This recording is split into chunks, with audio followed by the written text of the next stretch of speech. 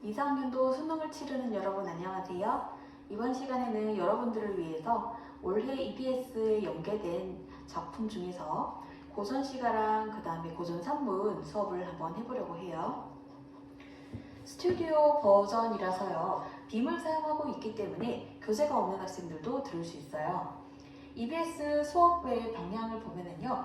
시험 현장에서는 EBS 문학 각 부분을 상세 내용을 다 기억할 수 없기 때문에 여러분들이 현장에서 나온 보기를 보고 보기에 맞춰서 이제 문제를 풀어내는 능력이 더 중요해요.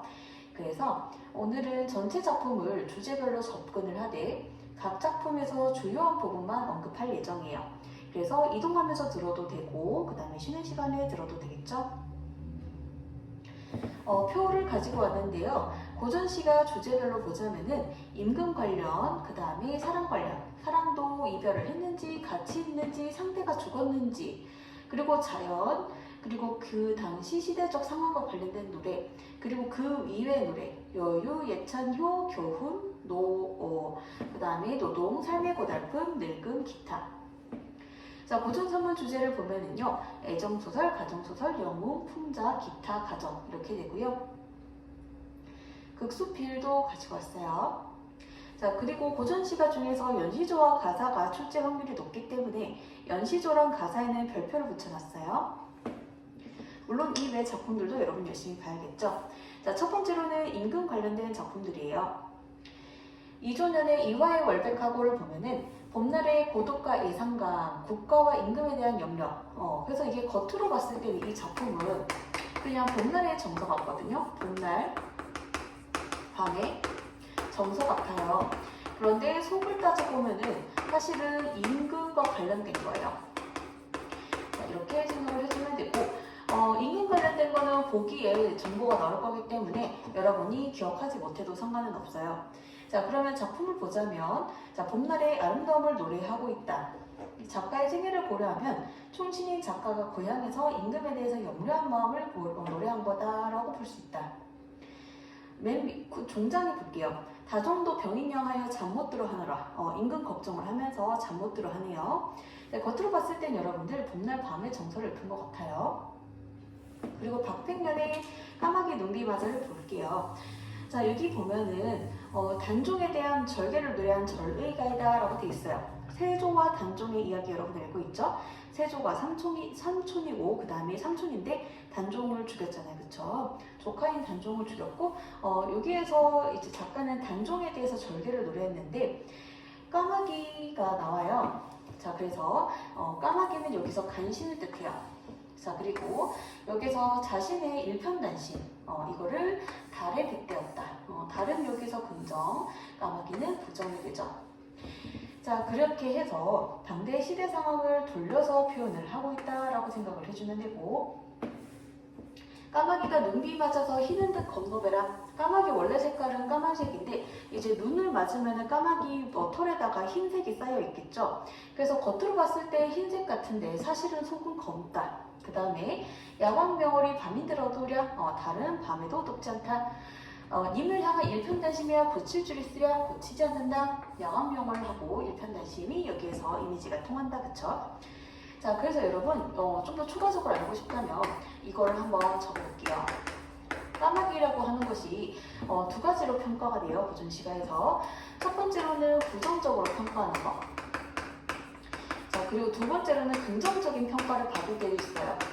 긍정적 평가를 받을 때는 효와 관련해서는 긍정적 평가를 받는데 반포지효라고 하는 게 있어요. 사자성어 중에 반포지효.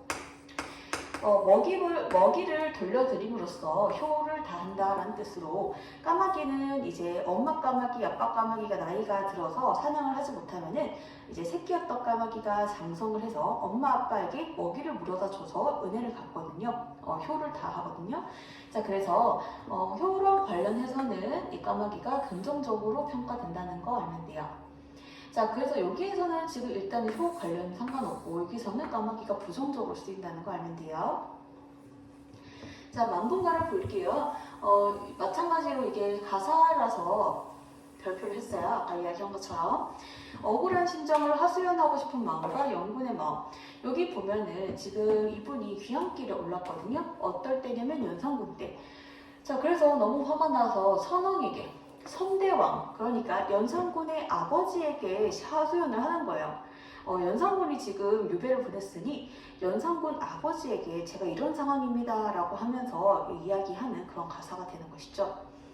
자, 그래서 이제 아들놈이 귀향을 보냈으니 당연히 그 아버지에게 호소를 한다. 그쵸? 자, 그래서 여기 보면은 굵은 글씨를 볼게요. 흉중에 쌓인 흉중에 쌓인 말씀을 실컷 알고 싶다. 가슴에 쌓인 말씀을 실컷 알고 싶다 이야기를 해요. 자, 그 다음에 여기에서 윤손도를 보면은요. 윤손도의 작품이 어버이를 향한 효심과 임금에 대한 충심. 자, 굵은 글씨 보면은요. 모함 때문에 유배됐을 때 지었어요. 그래서 자신이 옳게 여기는 것, 신념을 지키려는 것. 자, 그리고 충절. 임금에 대한 충과 어버이에 대한 효성. 옛날 사람들은 여러분들 효랑 충을 좀 비슷하게 생각을 했었어요. 그러니까 임금은 아버지라고 생각을 했거든요. 그리고 임금의 안에 있죠. 임금 안에 중전. 중전은 어머니라고 생각을 했었어요. 국모. 그래서 충이라는 개념과 조선시대 사람들은 충이라는 개념 그리고 효라는 개념을 연결했다. 충을 다하지 않으면 불효를 저지르는 것과도 같다고 봤어요. 자, 그래서 여기 보면은 즐거우나 슬프나 즐거우나 옳다나 그르다 하나 내 몸에 할 일만 닦을 뿐인지언정 그 이외의 것은 신경 쓰지 않겠다. 그냥 마이웨이 가겠다 하는 것이죠. 자, 그 다음에 여기에서 삼수 밑에 다른 수를 보니까요. 사수에 보니까 어버이를 그리워하는 뜻은 많고 어버이 그리워하는 이야기 나오고 그다음 마지막에도 진실로 임금을 잊으면 그것도 불효다라고 이야기를 해요. 자, 그 다음에 우리 산업 관련 이야기를 볼게요. 자, 맨 처음에는 이제 함께 있는 거예요. 님이랑 나랑 함께 있는 거. 사모하는 사람에게 꽃을 바치고 싶다라는 거. 자, 헌화가 할 때 이제 화는 꽃화자예요. 꽃을 바치는 노래. 자, 어떤 사정에서 어떤 배경에서 이런 얘기가 나는지 여기 보면은요. 남편인 순종공과 함께 강릉에 가던 수로부인이라고 하고 있어요. 자, 향가기 때문에 지금 신라시대거든요. 원래 경주에 살던 이들 부부가 어떤 이유로 인해서 다른 지방으로 가고 있어요. 자, 그런데 수로 부인이 아주 예뻤거든요. 그래서 이 작품과 관련 없지만 수로 부인의 다른 썰을 풀어주자면은 수로 부인이 너무 아름다워서 어떤 신적인 존재들에게 자주 납치가 됐었어요. 그래서 용왕님한테 납치된 적도 있고 그래서 겨우겨우 이제 수로 부인을 구출해서 물어봤어요. 용왕 세상은 용왕님이 사는 곳은 어떠냐? 라고 하니까 인간 세계에서 없던 음식과 술이 가득했다라고 하면서 수로 부인의 몸에서 인간에서 맡을 수 없는 그런 향기가 났다. 그런 게 많아요. 그래서 신적인 존재들에게 자주 납치당할 정도로 아름다웠는데 지금 길을 떠나다가 절벽에 꽃을 발견한 거예요. 그래서 저 꽃을 꺾어줄 사람이 있느냐라고 종들에게 물어보자 종들이 저기는 너무 이제 절벽이 험해서 지형이 험해서 갈 수 없습니다라고 이제 이야기했어요. 그런데 지나가던 암소를 끌고 지나가던 어떤 노인이 이 노래를 불렀어요. 나를 아니 부끄러워 하시며 꽃을 꺾어 바치오리다. 이 노래를 하면서 이제 꽃을 꺾은 거예요. 노인이 거기 가서 어떻게 꺾어요? 그러니까 여기에서 실제로 여기 노인은 진짜 노인이 아니라 신적인 존재인 거예요. 그리고 좀 더 추가적으로 설명을 하자면은 이 수로 부인의 남편이 지금 순정공이거든요. 순정공은 정치적인 안정을 위해서 지금 지방에 파견을 가는 거예요. 그래서 원래 경주에 살던 사람들이 지방에 가서 그 민심을 안정시키기 위해서 가는데 순정공은 정치적인 목적으로 가는 것이고 그리고 수로 부인도 같이 가잖아요. 수로 부인이 단순히 남편 빨래하고 밥 해주고 이렇게 해서 따라가는 것이 아니라 수로 부인은 무당이었던 거죠. 그래서 민심을 정서적으로 안정시키는 것이 목적인 거예요. 자, 그래서 이거는 EBS에는 없는 해석이거든요. 그래서 이거는 이야기를 왜 해주냐면은 작품에 대해서 이해도를 높게 하려고 오래 기억하게 하려고 적어주는 거고요. 중간중간 필기는 여러분 화면 멈추고 적으면 되겠죠. 시간 관계상 이제 그냥 지울 거예요. 자, 일단 여러분 요거 X 치면 돼요.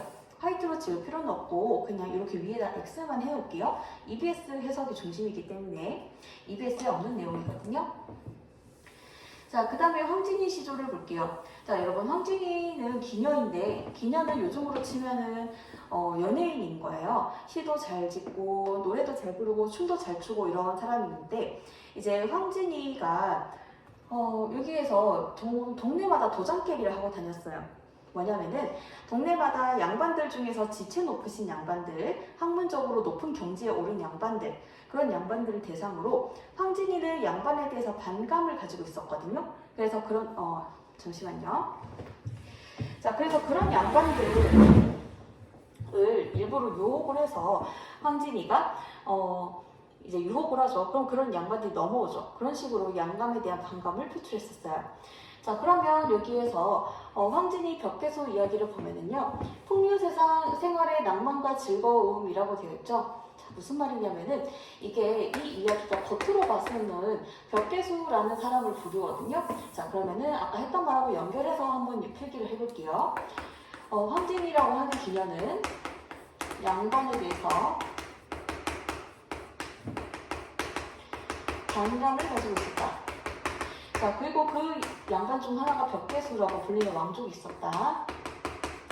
벽계수는 겉으로 봤을 때 수라고 해가지고 물인 것 같은데, 근데 이 속을 따져보면 사람이에요. 그래서 황진이가 이렇게 화자가 이렇게 얘기해요. 물아, 너 너무 빨리 흘러간다. 어차피 빨리 서두르지 않아도 언젠가는 바다에 도달할 텐데 서두르지 말고 잠깐 쉬었다 가면 어때? 자, 이 노래를 이제 벽계수를 염두에 두고 부르는 거예요. 사실 물에게 하는 말 같지만 벽계수에게 하는 말이죠. 잠깐 나한테 와라, 그런 얘기인 거예요. 자, 그래서 여기 나오죠. 벽계수라고 불리던 사람이 자기를 과소평가한다. 나 황진이한테 안 넘어가, 이렇게 얘기한 거죠. 자, 그래서 유인하기 위해서 불렀다라는 거죠. 그러면서 여기 나오죠. 쉬어간들 어떠리, 잠깐 쉬어가라 이야기하고 있죠. 자, 그 다음에 우리 이별과 관련된 작품 보도록 할게요. 작가 민상의 동동. 동동을 보면은요, 고려가요다라고 돼 있죠. 그래서 항상 하는 이야기지만 고려가요는요, 여러분들 고전시가 필수 어휘로 커버가 안 될 정도로 이제 해독은 해놨지만은 사실은 어려워요. 고전탐험 필수 어휘로 커버가 안 되고 고려가요는 EBS에 나오는 정도만 여러분 알면 되고요.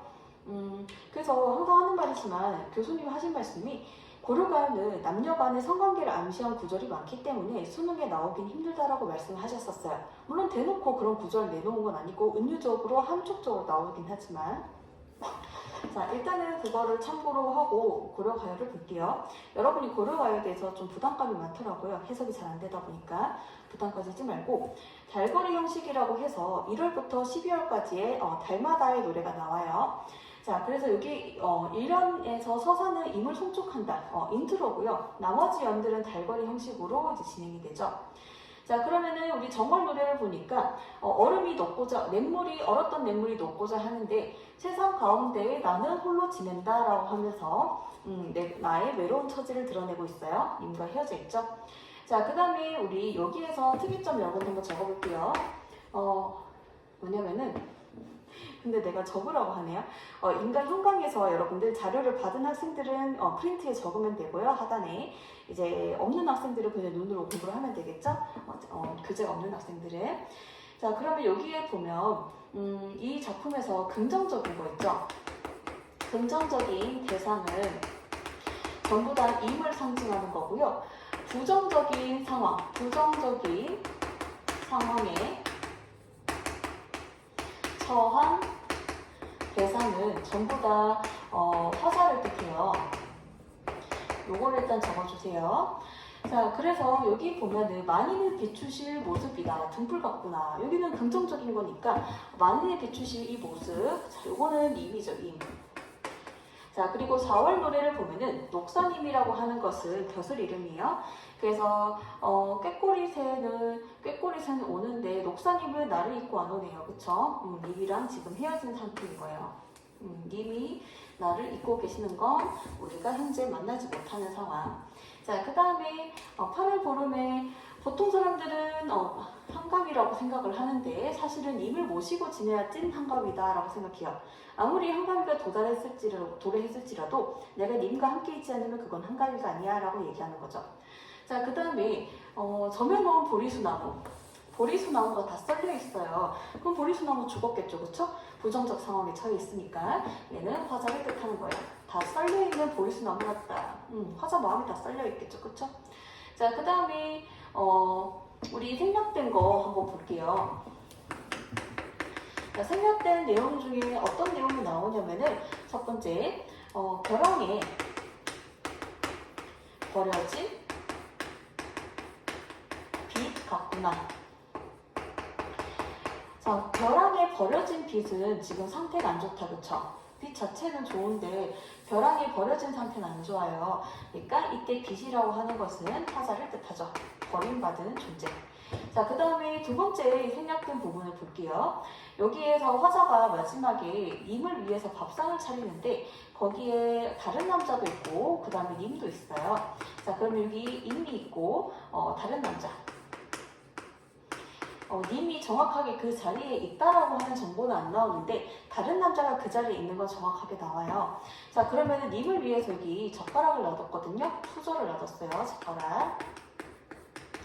자, 그런데 이거는 분명히 님을 위한 밥상이죠. 님을 위해서 밥을 차려놨는데 이 젓가락을 다른 남자가, 다른 손님이 물더라. 이 젓가락을 다른 손님이 물더라 이러면서 이야기 끝나는데 여기 보면은 다른 젓가락은 화자를 뜻하고요. 그러면 화자에게 지금 누가 접근해 온다는 거죠? 다른 남자가 화자인 나에게 접근해 오더라 이렇게 하면서 끝나는 거예요. 슬프죠? 자, 그 다음에 우리 정석가를 보도록 할게요. 정석가에서는 글자가 좀 깨지는데 여러분들 그래도 최대한 말로 설명을 좀 해볼게요. 현실에서 일어날 수 없는 일을 나열해서 그것이 이루어지면은 이별한다. 그러면은 현실에서 절대로 그런 일들이 일어나지 않을 거니까 나는 너랑 절대 이별하지 않겠다. 그런 노래죠. 구운 밤을 심어요. 구운 밤을 심어서 그게 싹이 나야 님이랑 헤어진다. 절대 안 헤어지겠다는 뜻이죠. 자, 그 다음에 옥으로 연꽃을 새기는데요. 그 연꽃에서 꽃이 피어야 님이랑 헤어진다. 절대 안 헤어지겠네요. 그리고 무쇠로 철을 박아서 철사로 주름, 무쇠로 철릭을 글자 다 깨졌는데 어쨌든 철로 옷을 만들어요. 그 옷이 다 헐어져야 님이랑 헤어진다. 철이 잘 안 헐져요, 여러분, 그쵸? 그리고 소를 이제 만드는데요. 걔가 여기 철수산, 여기 뭐냐면은 철로 된 산에 놔요. 그리고 걔가 철로 된 소가 철로 된 풀을 다 뜯어 먹어요. 그 소가 철로 된 풀을 다 뜯어 먹어야 님이랑 헤어진다. 절대 안 헤어지겠죠. 자, 그래서 고전시가에 굉장히 상상력 풍부한 애들이 많이 나오고 있어요, 지금. 자, 여기 이별하던 날의 작품을 보면은요. 이별하던 날에 흘린 피눈물 때문에 압록강물이 빨갛게 변했다. 그래서 이게 사실은 남녀간의 사랑, 단순한 남녀간의 사랑이라기보다는 청나라 볼모로 보내면서 인조의 두 아들을 청나라 볼모로 보낼 때 감정을 드러낸 거다. 그래서 여러분 여기 보면 이별하던 날에 피눈물이 났다. 압록강의 물이 푸른빛이 전혀 없다. 빨개졌다. 사공이 이런 거 처음 본다라고 얘기했다. 그래서 여러분 우리 고전시가에서 강이라고 하는 거는 이별의 장소죠. 옛날에 한번 이사가면 잘 만나기 힘들었는데 게다가 강을 건너서 간다라고 한다면 상당히 거리가 떨어지기 때문에 한번 이제 누군가가 강을 건너면 잘 만나기 힘들었거든요. 그래서 이제 이별할 때 강에서 이별한다는 그런 이야기가 많이 나와요. 그래서 그 보면은 강에다가 눈물을 막 떨어뜨리고 이런 이야기들이 나오죠. 여기 피눈물 나온다라고 했는데 외모지상주의라는 웹툰을 내가 보거든요. 근데 거기에 보니까 주인공 친구가 이제 억울한 상황이었어요. 그러니까 이렇게 피눈물 흘리더라고요. 실제로 피눈물이 날 수 있대요, 사람이. 자, 그 다음에 12의 계집권을 볼게요. 우리가 어떤 대상에 대해서 너무나도 많이 생각하면 어떤 소리만 들려도 어떤 무언가를 봐도 다 그 대상과 연관지어서 생각하잖아요. 그런 이야기인데 착각 모티브인 거예요. 그래서 님을 기다리고 있었는데 개 짖는 소리를 듣고 님이 오나 싶었는데 사실은 그거는 밝은 밤에 이파리가 짖는 소리에 개가 짖었는 거예요. 그래서 그런 이야기죠. 추풍에 잎쥐는 소리였다. 아, 걔야 추풍 낙엽을 헛되이 짖어서 추풍 낙엽에 짖어가지고 나를 속이냐 이렇게 얘기하고 있죠.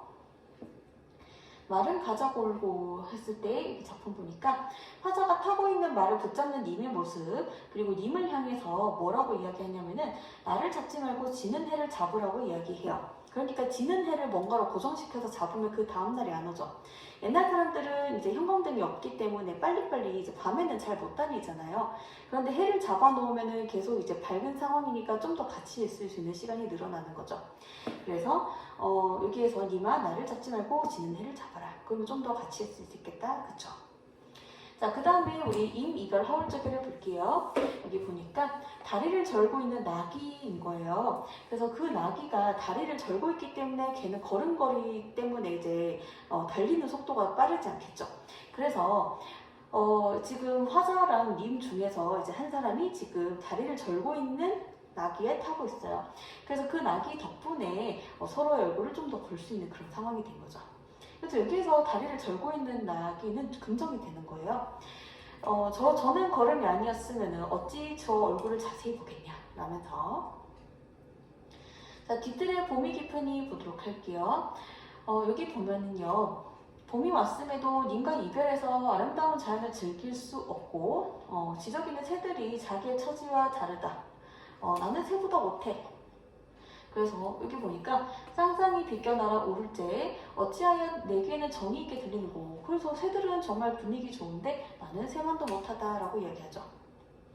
그 다음에 척천에 떠서 울고 가는 이라고 했을 때 특이점 화자랑 기러기가 대화를 한다. 그래서 님을 보러 날아갈 수 있는 기러기는 근데 화자는 가지 못하죠.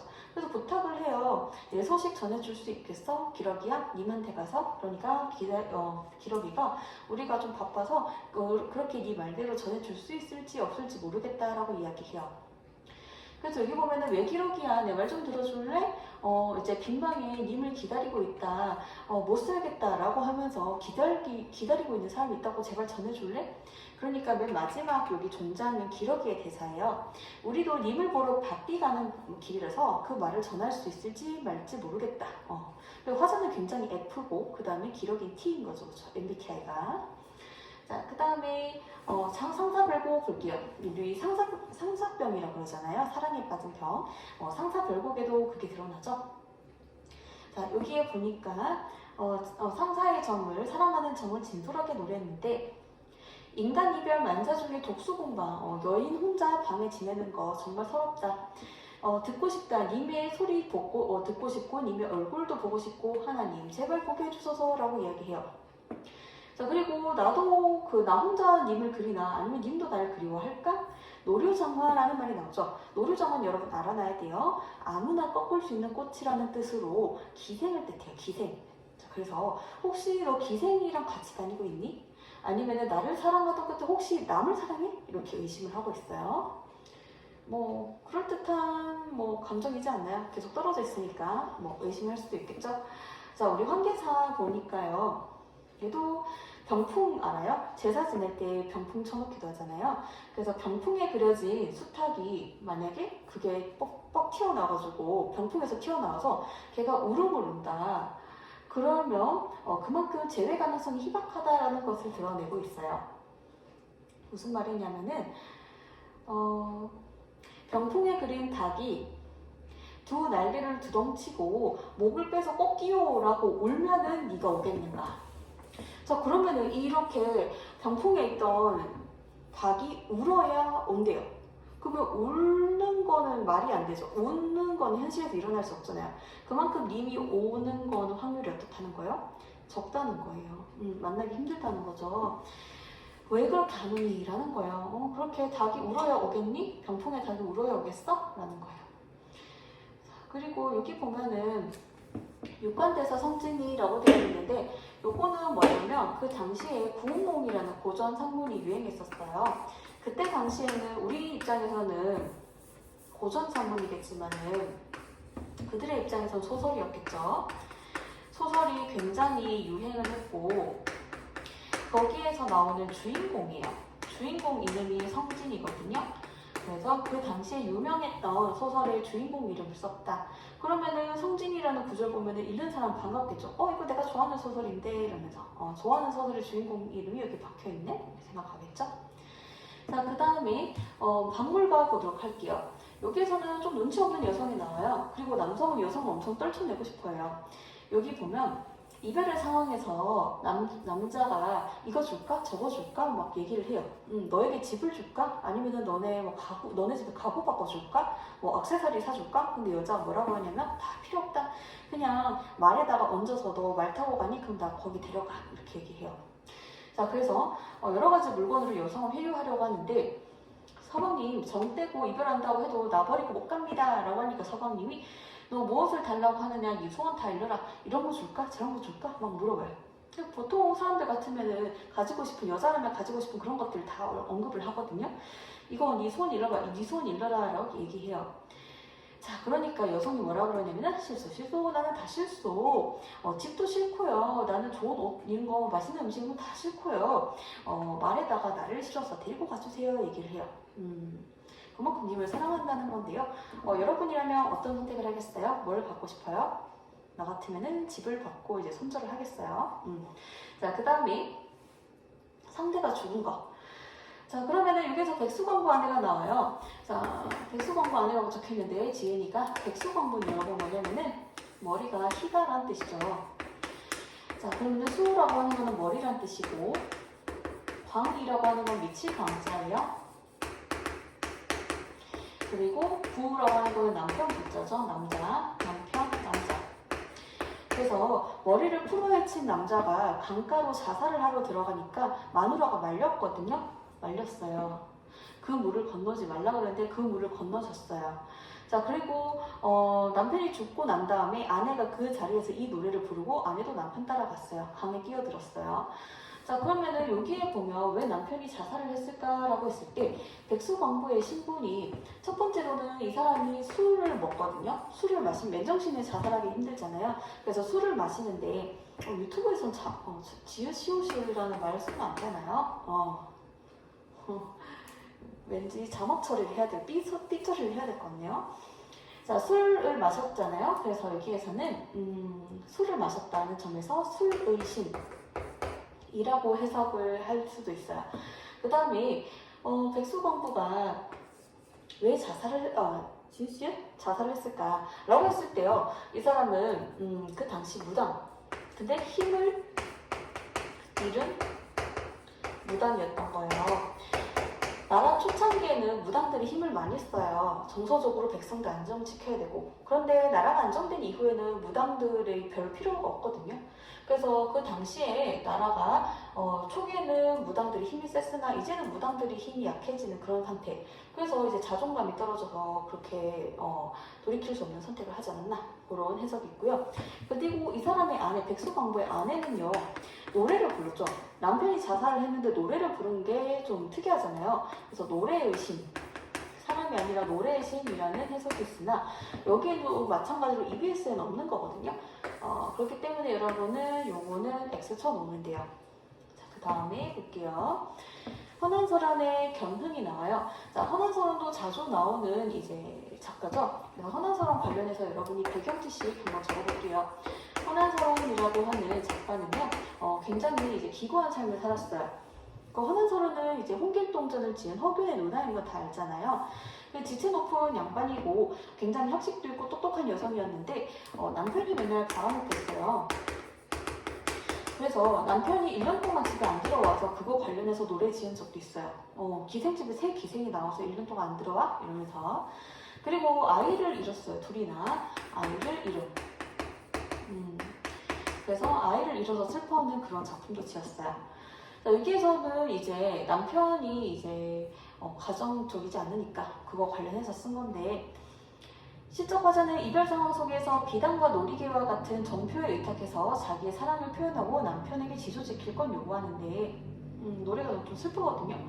내가 비단 한 필 엄청 아끼는 게 있는데 당신에게 내 마음이라는 내 마음의 정표로 드립니다.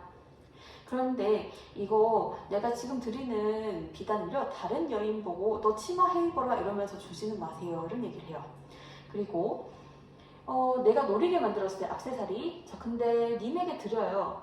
님 차고 다니세요. 그런데 새 여인에겐 이거 주지 마세요, 얘기를 해요. 좀 슬프지 않아요? 자, 그러면은 우리 자연과 관련돼서 여러분 권호문의 한가시 팔곡이랑 정철의 성산별곡은 나왔던 거라서 6월과 9월에 올해 나왔던 거라서 지웠어요. 수능이 안 나올 거라서. 설장수의 어옥을 보면은 평생 동안 자연에서 은거하는 삶을 예찬하는 거.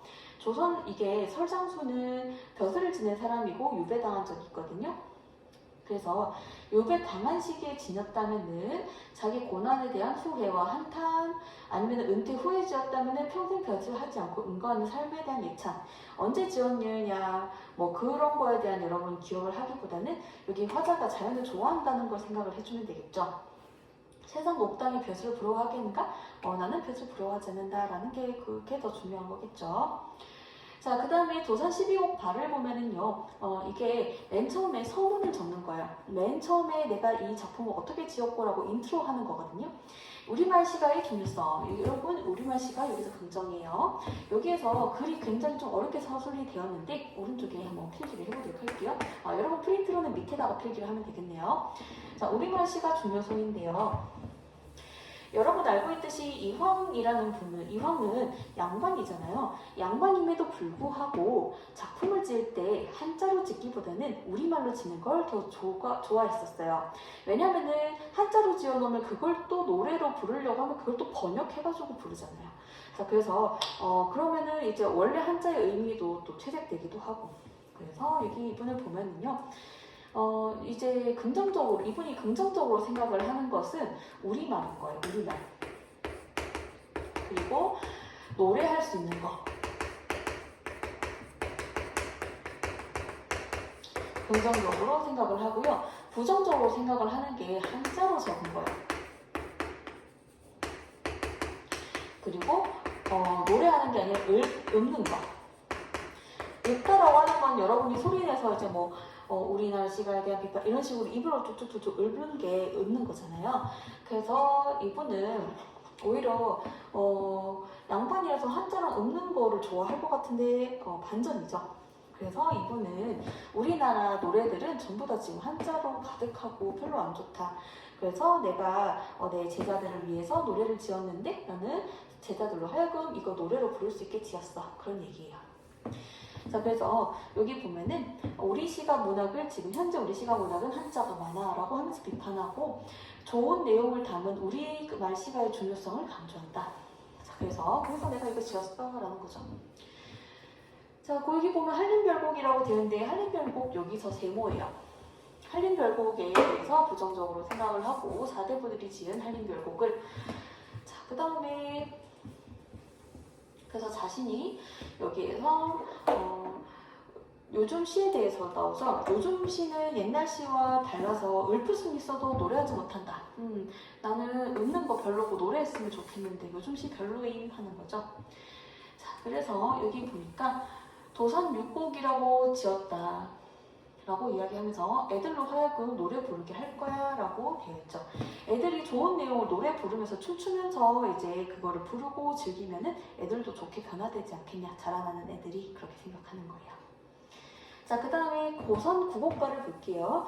고선 구곡가는 여기에서 여러 내용이 있어요. 여러 내용인데 첫 번째 덩어리들은 학문의 즐거움, 두 번째 덩어리들은 자연의 즐거움. 그래서 양반들의 작품 보면은 학문 이야기랑 자연 이야기 엮인 게 많죠? 그런 류의 작품이죠. 자, 그 다음에 우리 이의 고선 구곡가, 학문을 깨우치는 즐거움, 학문 이야기, 그리고 자연 이야기가 나온다, 그쵸? 제자를 모아서 양성할 때 지은 연시조다. 자, 여기 보면은 학주자, 주자학을 하리라. 여기 여러분 주자라고 하는 거는 우리 성리학 관련이다, 그쵸? 자, 그리고 그래서 나는 주자에 대해서 학문에 전진하겠다. 자, 여기 그리고 여기 음풍농월 하리라. 음풍농월은 자연을 즐기는 거다, 그쵸? 학문 이야기와 음풍농어, 자연 즐기는 게 둘 다 나와 있다라고 생각을 해주면 되고요. 자, 그 다음에 이제 여기 원래는 여기 밑에 내려가야 되죠. 지금 이제 눈이 많이 와가지고 온갖 이제 암석들이, 온갖 바위들이 눈 속에 묻혔어요. 보통 사람들은 오지도 않고 거기 산에 볼 것 없어 이렇게 막 한다는 거죠. 하지만 화자 입장에서는 굉장히 볼 게 많은 곳이다, 그쵸? 화자는 자연 좋아하니까. 자, 그 다음 김창업의 벼슬을 저마다 하며. 자, 사람마다 모두 다 벼슬을 하면 논사조 누가 지니? 인 거예요. 자, 그래서 원래 이 사람은 벼슬의 명문가 후손인데 양반인데 벼슬의 뜻을 주지 않고 자연을 즐겼거든요. 추세에 관심이 없다. 그래서 사람의 죽음 어찌할 수 없는 것이므로 풍류를 즐기면서 살아가겠다는 생각. 벼슬을 저마다 하며 농부를 할 사람이 누가 있겠냐. 잔부어라 내 뜻대로 하면서 내 뜻대로 잔에 술 먹으면서 풍류를 즐기면서 살겠다라고 하는 그런 작품이에요. 자, 그리고 시대 상황과 연관된 거를 보면요, 충남사의 안민가가 있어요. 자, 그러면은 충남사 관련해서 여러분들 여기 옛날에 경동왕 때 자연재해가 많이 일어났었어요. 그런데 옛날 사람들은 자연재해를 왕이 덕이 부족해서 일어나는 현상이라고 생각했어요. 그래서 일식월식 관련해서 해가 2개야, 달이 2개야. 그럼 옛날에 해는 임금을 뜻하잖아요. 그럼 해가 2개라고 하는 것은 임금이 2이다. 즉 반란이 역모가 일어날 거다. 이런 뜻이 되는 거예요. 옛날 사람들 입장에서. 그래서 자연재해가 너무 많이 일어나니까 경덕원이 어떤 스님에게, 그때는 충담사라는 이름이 아니었고 다른 이름이었어요. 이때 사자는 스님 사자예요. 스님이란 뜻이에요. 스님에게 이 향가를 지어달라고 부탁했어요. 그러면은 왜 하필 향가를 지어달라고 하냐면요, 옛날에 신라시대 사람들은 향가에 문제 해결에 힘이 있다고 생각했어요. 문제 해결에 힘이 있다. 향가라고 하는 것은. 그래서 정말 이제 충담사가 또 향가를 잘 지으니까 문제도 또 해결되더라. 그러니까 사실 충담사가 향가 지어서 해결된 게 아니라 자연현상이니까 또 해결이 된 거잖아요. 그 현상이 없어지면. 그래서 임금이 이름을 하사한 거예요. 너는 정말 충성스러운 신하구나, 충성스러운 스님이시군요 라고 하면서 문제 해결을 좀 자주 해주니까 고맙다라고 하면서 충성된 스님, 그래서 충담사가 된 거예요. 원래부터 충담사는 아니에요. 자, 그러면 여기에서는 어떤 이야기가 나오냐면요, 천재지변이 자주 일어난다라는 말이 나오죠. 자, 그래서 이런 노래를 하죠. 서로 자기 본분에 충실하면 나라가 잘 유지될 거다라는 노래. 임금은 아빠, 신하는 엄마, 백성은 아이라고 하면은 백성이 사랑을 알 거야. 자, 그러면서 이 땅을 버리고 어디로 가리? 이게 이제 이게 백성의 대사예요, 여러분. 자, 여기 백성의 대사라고 적어주세요. 이 땅을 버리고 어디로 가리라고 하는 것은 이 땅이 최고다. 이 땅 버리고 갈 데 없다. 이 땅 최고. 그 정도 급으로 우리가 잘 케어를 해주면은 나라가 잘 되는 거다. 임금이 임금답게, 신하가 신하답게, 백성답게, 백성이 백성답게 하면은 모두가 태평할 거다. 근데 이게 교수님이 해주신 말인데, 이게 사실은 왕이 이게 임금이 임금답게? 근데 임금이 요청해서 만든 노래잖아요. 임금이 자기 자신에게 오더 내릴 수 있어요? 안 되지 않아요? 그러니까 이게 사실은 임금이 신하들에게 던지는 메시지인 거예요. 신하들이 지금 여기서 어머니였죠? 신하들아, 일을 열심히 해라. 일을 제대로 해라. 너네 맡은 바 일을 제대로 해라. 라는 그런 메시지인 거예요. 그러면 나라가 잘 굴러갈 거야. 근데 이거는 EBS에 없는 해설이기 때문에 여러분이 몰라도 상관이 없다. 여러분은 차라리 이거는 교수님이 그냥 해주신 말이니까 여러분들이 그냥 자기 각자 본분에 맞게 잘 살면은 나라가 잘 굴러간다, 이렇게 생각을 해주면 돼요. 자, 그 다음에 수남화 장수 우중문에게 보내는 시. 자, 요거를 학생들이 가끔씩 질문하러 오더라고요. 근데 이거는 여러분 어떻게 생각을 하면 되냐면, 한마디로 겉으로 봤을 때는 이 편지를 받는 우중문이라는 사람을 되게 높이는 거예요. 근데 그 속을 따져보면은 우중문에 대해서 비하를 하는 거예요. 겉으로 봤을 때는 우중문 되게 높이는 거거든요. 뭐냐면 어떤 상황이냐면 이렇게 나오죠. 수나라가 지금 침공해 왔거든요. 살수까지 왔어요. 그래서 적장인 우중문을 희롱하기 위해서 지은 거예요. 우중문 당신은 천문을 깨뚫었다. 너는 통달했다. 너의 공은 정말 높다. 겉으로 봤을 때 우중문 높이는 것 같다. 그쵸? 그러니까 이제는 만족함을 알고 좀 가줬으면 좋겠어. 너네 나라로. 이렇게 얘기하죠. 사실은 희롱하기 위해서 적었다.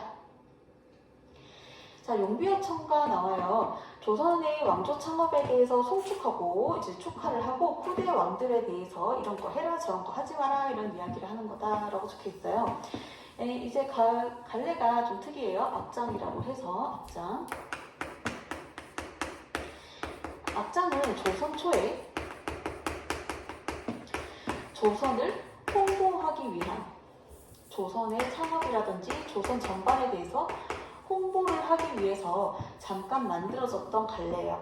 그래서 옛날 사람들은 어제까지만 해도 나는 고려 사람인데 고려 때는 귀도 뚫고 하잖아요. 근데 옷도 다 바뀌고 이제는 귀 뚫지 말래요. 부모님이 막 물려주신 몸이라고. 완전 분위기도 변하고.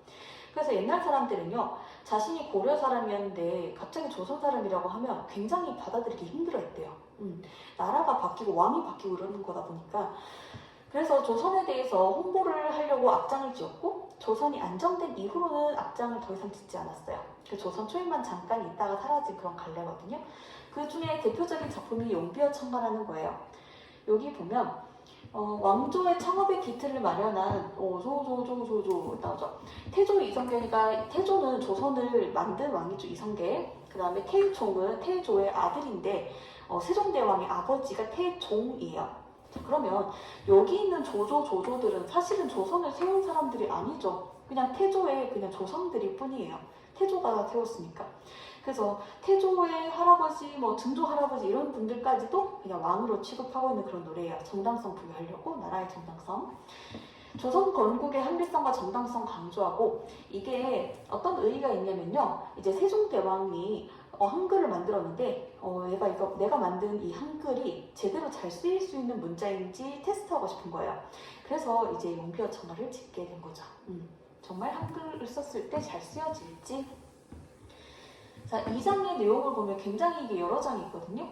2장의 내용을 보면 상징성을 지니고 있는데, 뿌리 깊은 나무는 바람에 안이 흔들린다. 꽃 좋고 열매가 많다. 샘이 깊은 물은 가뭄에도 그치지 아니한다. 내를 이루어 바다에 간다. 여기 보면은 뿌리 깊은 나무라든지 아니면 샘이 깊은 물이라든지 뭔가 어려움이 있어도 이제 뭔가 흔들리지 아니하고 쭉 갈 수 있는 그런 존재들. 원래 샘이 뭔지 뿌리가 뭔지 이런 것들, 뿌리 깊은 나무가 뭔지 이런 것들이 상징적인 의미를 가지고는 있거든요. 자, 여러분들 나중에 사용 설명서 상세 해석을 참고해 주세요. 자, 그 다음에 여기 전가 추석을 보면요, 풍년을 맞이했는데 농민들은 여전히 비참해요. 보면은 여기 이제 시대적 상황하고 이제 관련된 그런 것들 나오죠. 어떤 얘기냐면요, 여기에서 작가는 지방 관아의 비리를 매섭게 처리한 것으로 유명한 일화. 굉장히 이제 바른 쪽을 추구하는 그런 사람인데요. 지난해에 참혹한 흉년을 겪고도 살아남은 농민들이 농사를 지어서 올해는 풍년인데 여기에서 말하는 지난해는 병자년 기근이라고 해서 사람들이 굉장히 많이 죽어나간 그때 기근을 뜻해요. 자, 그래서 둘째 여기 부분에 보니까 유복자는 뭐냐면은 태어날 때 아버지가 없는 아이예요. 그러니까 그 아이가 뱃속에 있을 때 아버지가 돌아가셨죠.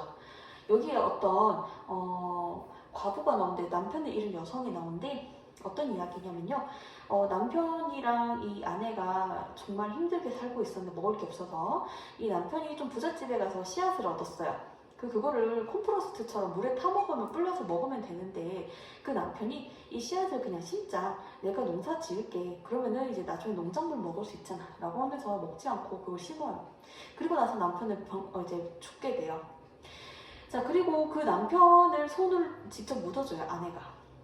그리고 그 남편이 심어놨던 그 농작물은 잘 자라고 있고. 자, 그건 되게 슬픈 이야기예요. 서울은 부귀한 사람들이 모인 곳이라 명절을 잘 챙기겠지만 우리같이 시골 사람들은 추석 같은 명절이 또 있겠냐. 자, 앞에 그런 이야기 나오고 또 이제 그 과부 이야기가 나오죠. 유복자를 하는 홀어머니 겨울 나기가 부족해서 이제 부잣집에 가서 한 줌 얻었는데 씨앗을 얻었는데 남편이 그걸 먹기 아깝다라고 해서 심었어요. 자, 그리고 남편이 죽게 되어서 나는 내 손으로 묻어줬죠. 그리고 우리 남편이 심었던 곡식을 잘 이어가죠. 자, 그러면은 그 곡식 먹고 이제 해피엔딩인가요? 아니요. 그걸 또 이제 가져가려고 세곡 바치려고 이제 빌런이 나타나가지고 막 세금 내라 이렇게 하고 있는 거죠. 그래서 얼마나 농민들이 힘들게 이제 살았는지 나타내줬고, 기음이라고 하는 거는 김맨다라는 말 들어봤어요? 잡풀 제거하는 게 김매는 거예요. 잡풀을 제거해줘야 자기가 원래 키우고자 했던 작물이 잘 자라잖아요. 자, 그래서 여기 기음 노래는 잡풀 제거할 때 노래 부르는 거다. 농사를 짓지만 세금이나 빚 때문에 가난을 벗어나지 못하는 고달픈 생활이 나타나 있다. 여기에서 내가 빚을 다 갚으면은 남는 것이 얼마일까? 이제 구청 원님인들 이 상황을 알까? 님금 계신데 알려드리면 좀 나으려나? 이렇게 하면서 이제 뭔가 아무도 자기들이 믿는 어떤 임금마저도 이제 이게 해결해주지 못하는 이 사실을 알까? 이러면서 농민들이 얼마나 힘들었는지를 나타낸 그런 작품이죠. 자, 그 다음에 일동장려가는 여러분 기행가사라서 수능에 나오면 어려울 수 있어요. 이제 워낙에 장소도 이동을 많이 하다 보니까. 자, 기행가사 여기 나오는데요. 뭐냐면은 화이론이라고 했을 때 여러분 화자가 중화사상 할 때 화예요. 그러니까 중국 중심 사상. 우리나라는 명나라랑 친했죠. 그러니까 명나라랑 친하고 중국에 대해서 긍정적으로 평가하고 중국 중에서도 청나라 말고 명나라. 자, 그런데 우리 임진왜란 병자호란을 보면 일본이 우리나라에 와가지고 피해를 많이 끼쳤죠. 그래서 이 사람은 기본적으로 일본에 대해서 반감이 많은 사람이에요. 통신사인데. 자, 그러면은 여기에 봤을 때 함께 떠난 배가 간대를 물겠다. 여러 척의 배가 갔는데 태풍이 와가지고 화자가 타는 배는 타는 배는 괜찮은데요. 다른 배는 다 이제 휩쓸려 간 거예요. 자, 이제 일본에 도착해서 보니까 자연 환경에 대해서는 좋게 평가해요. 농사짓기 되게 좋다라면서 그걸 되게 부러워하는데 여기 보니까 우리가 사상적으로는 일본 너네보다 낫다라고 하면서 너네 다 소탕해버리고 개돼지 같은 너네를 다 소탕하고 이 일본 땅은 다 조선 땅으로 만들어서 너네 목욕시켜줄게. 신체적으로 진짜 목욕을 시켜준다는 게 아니라 정신적으로 목욕을 시켜줄게. 그렇게 해서 동방예의지국으로 만들어줄게. 만들어주고 싶어. 이런 얘기예요. 근데 보면은 화자가 여기에서 일본의 자연환경은 농사짓기 좋다.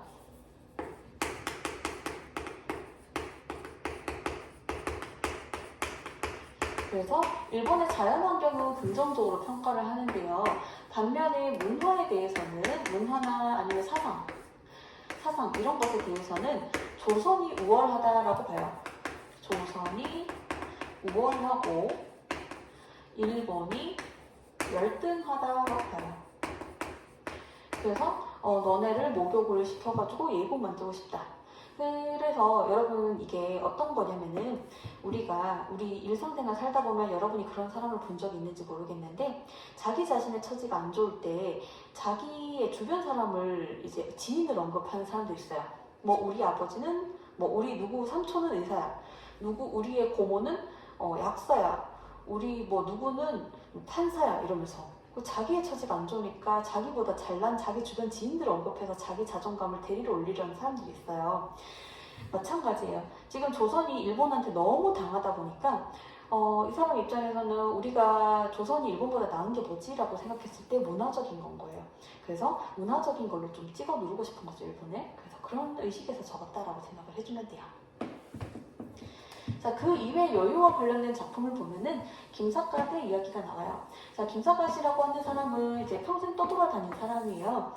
자, 이분은 이제 비를 맞지 않도록 머리에 이제 큰 삿갓을 쓰고 다녔는데, 이분이 이제 양반인데 정말 너무 집이 못 사는, 너무 집이 가난한 거예요.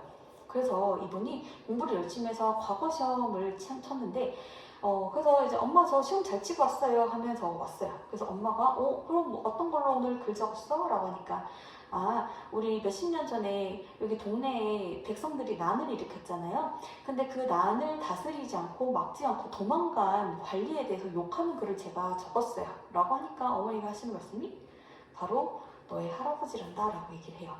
거기 도망갔던 관리가 김삿갓의 할아버지였던 거야. 얘는 그 사실을 모르고 이 가족들은 숨어 지냈던 거죠. 죄인의 집이니까. 그래서 너무 부끄럽다. 우리 하늘에 계신 우리 할아버지가 내가 할아버지를 욕했고 하늘에 계신 우리 할아버지가 나를 어떻게 보겠냐.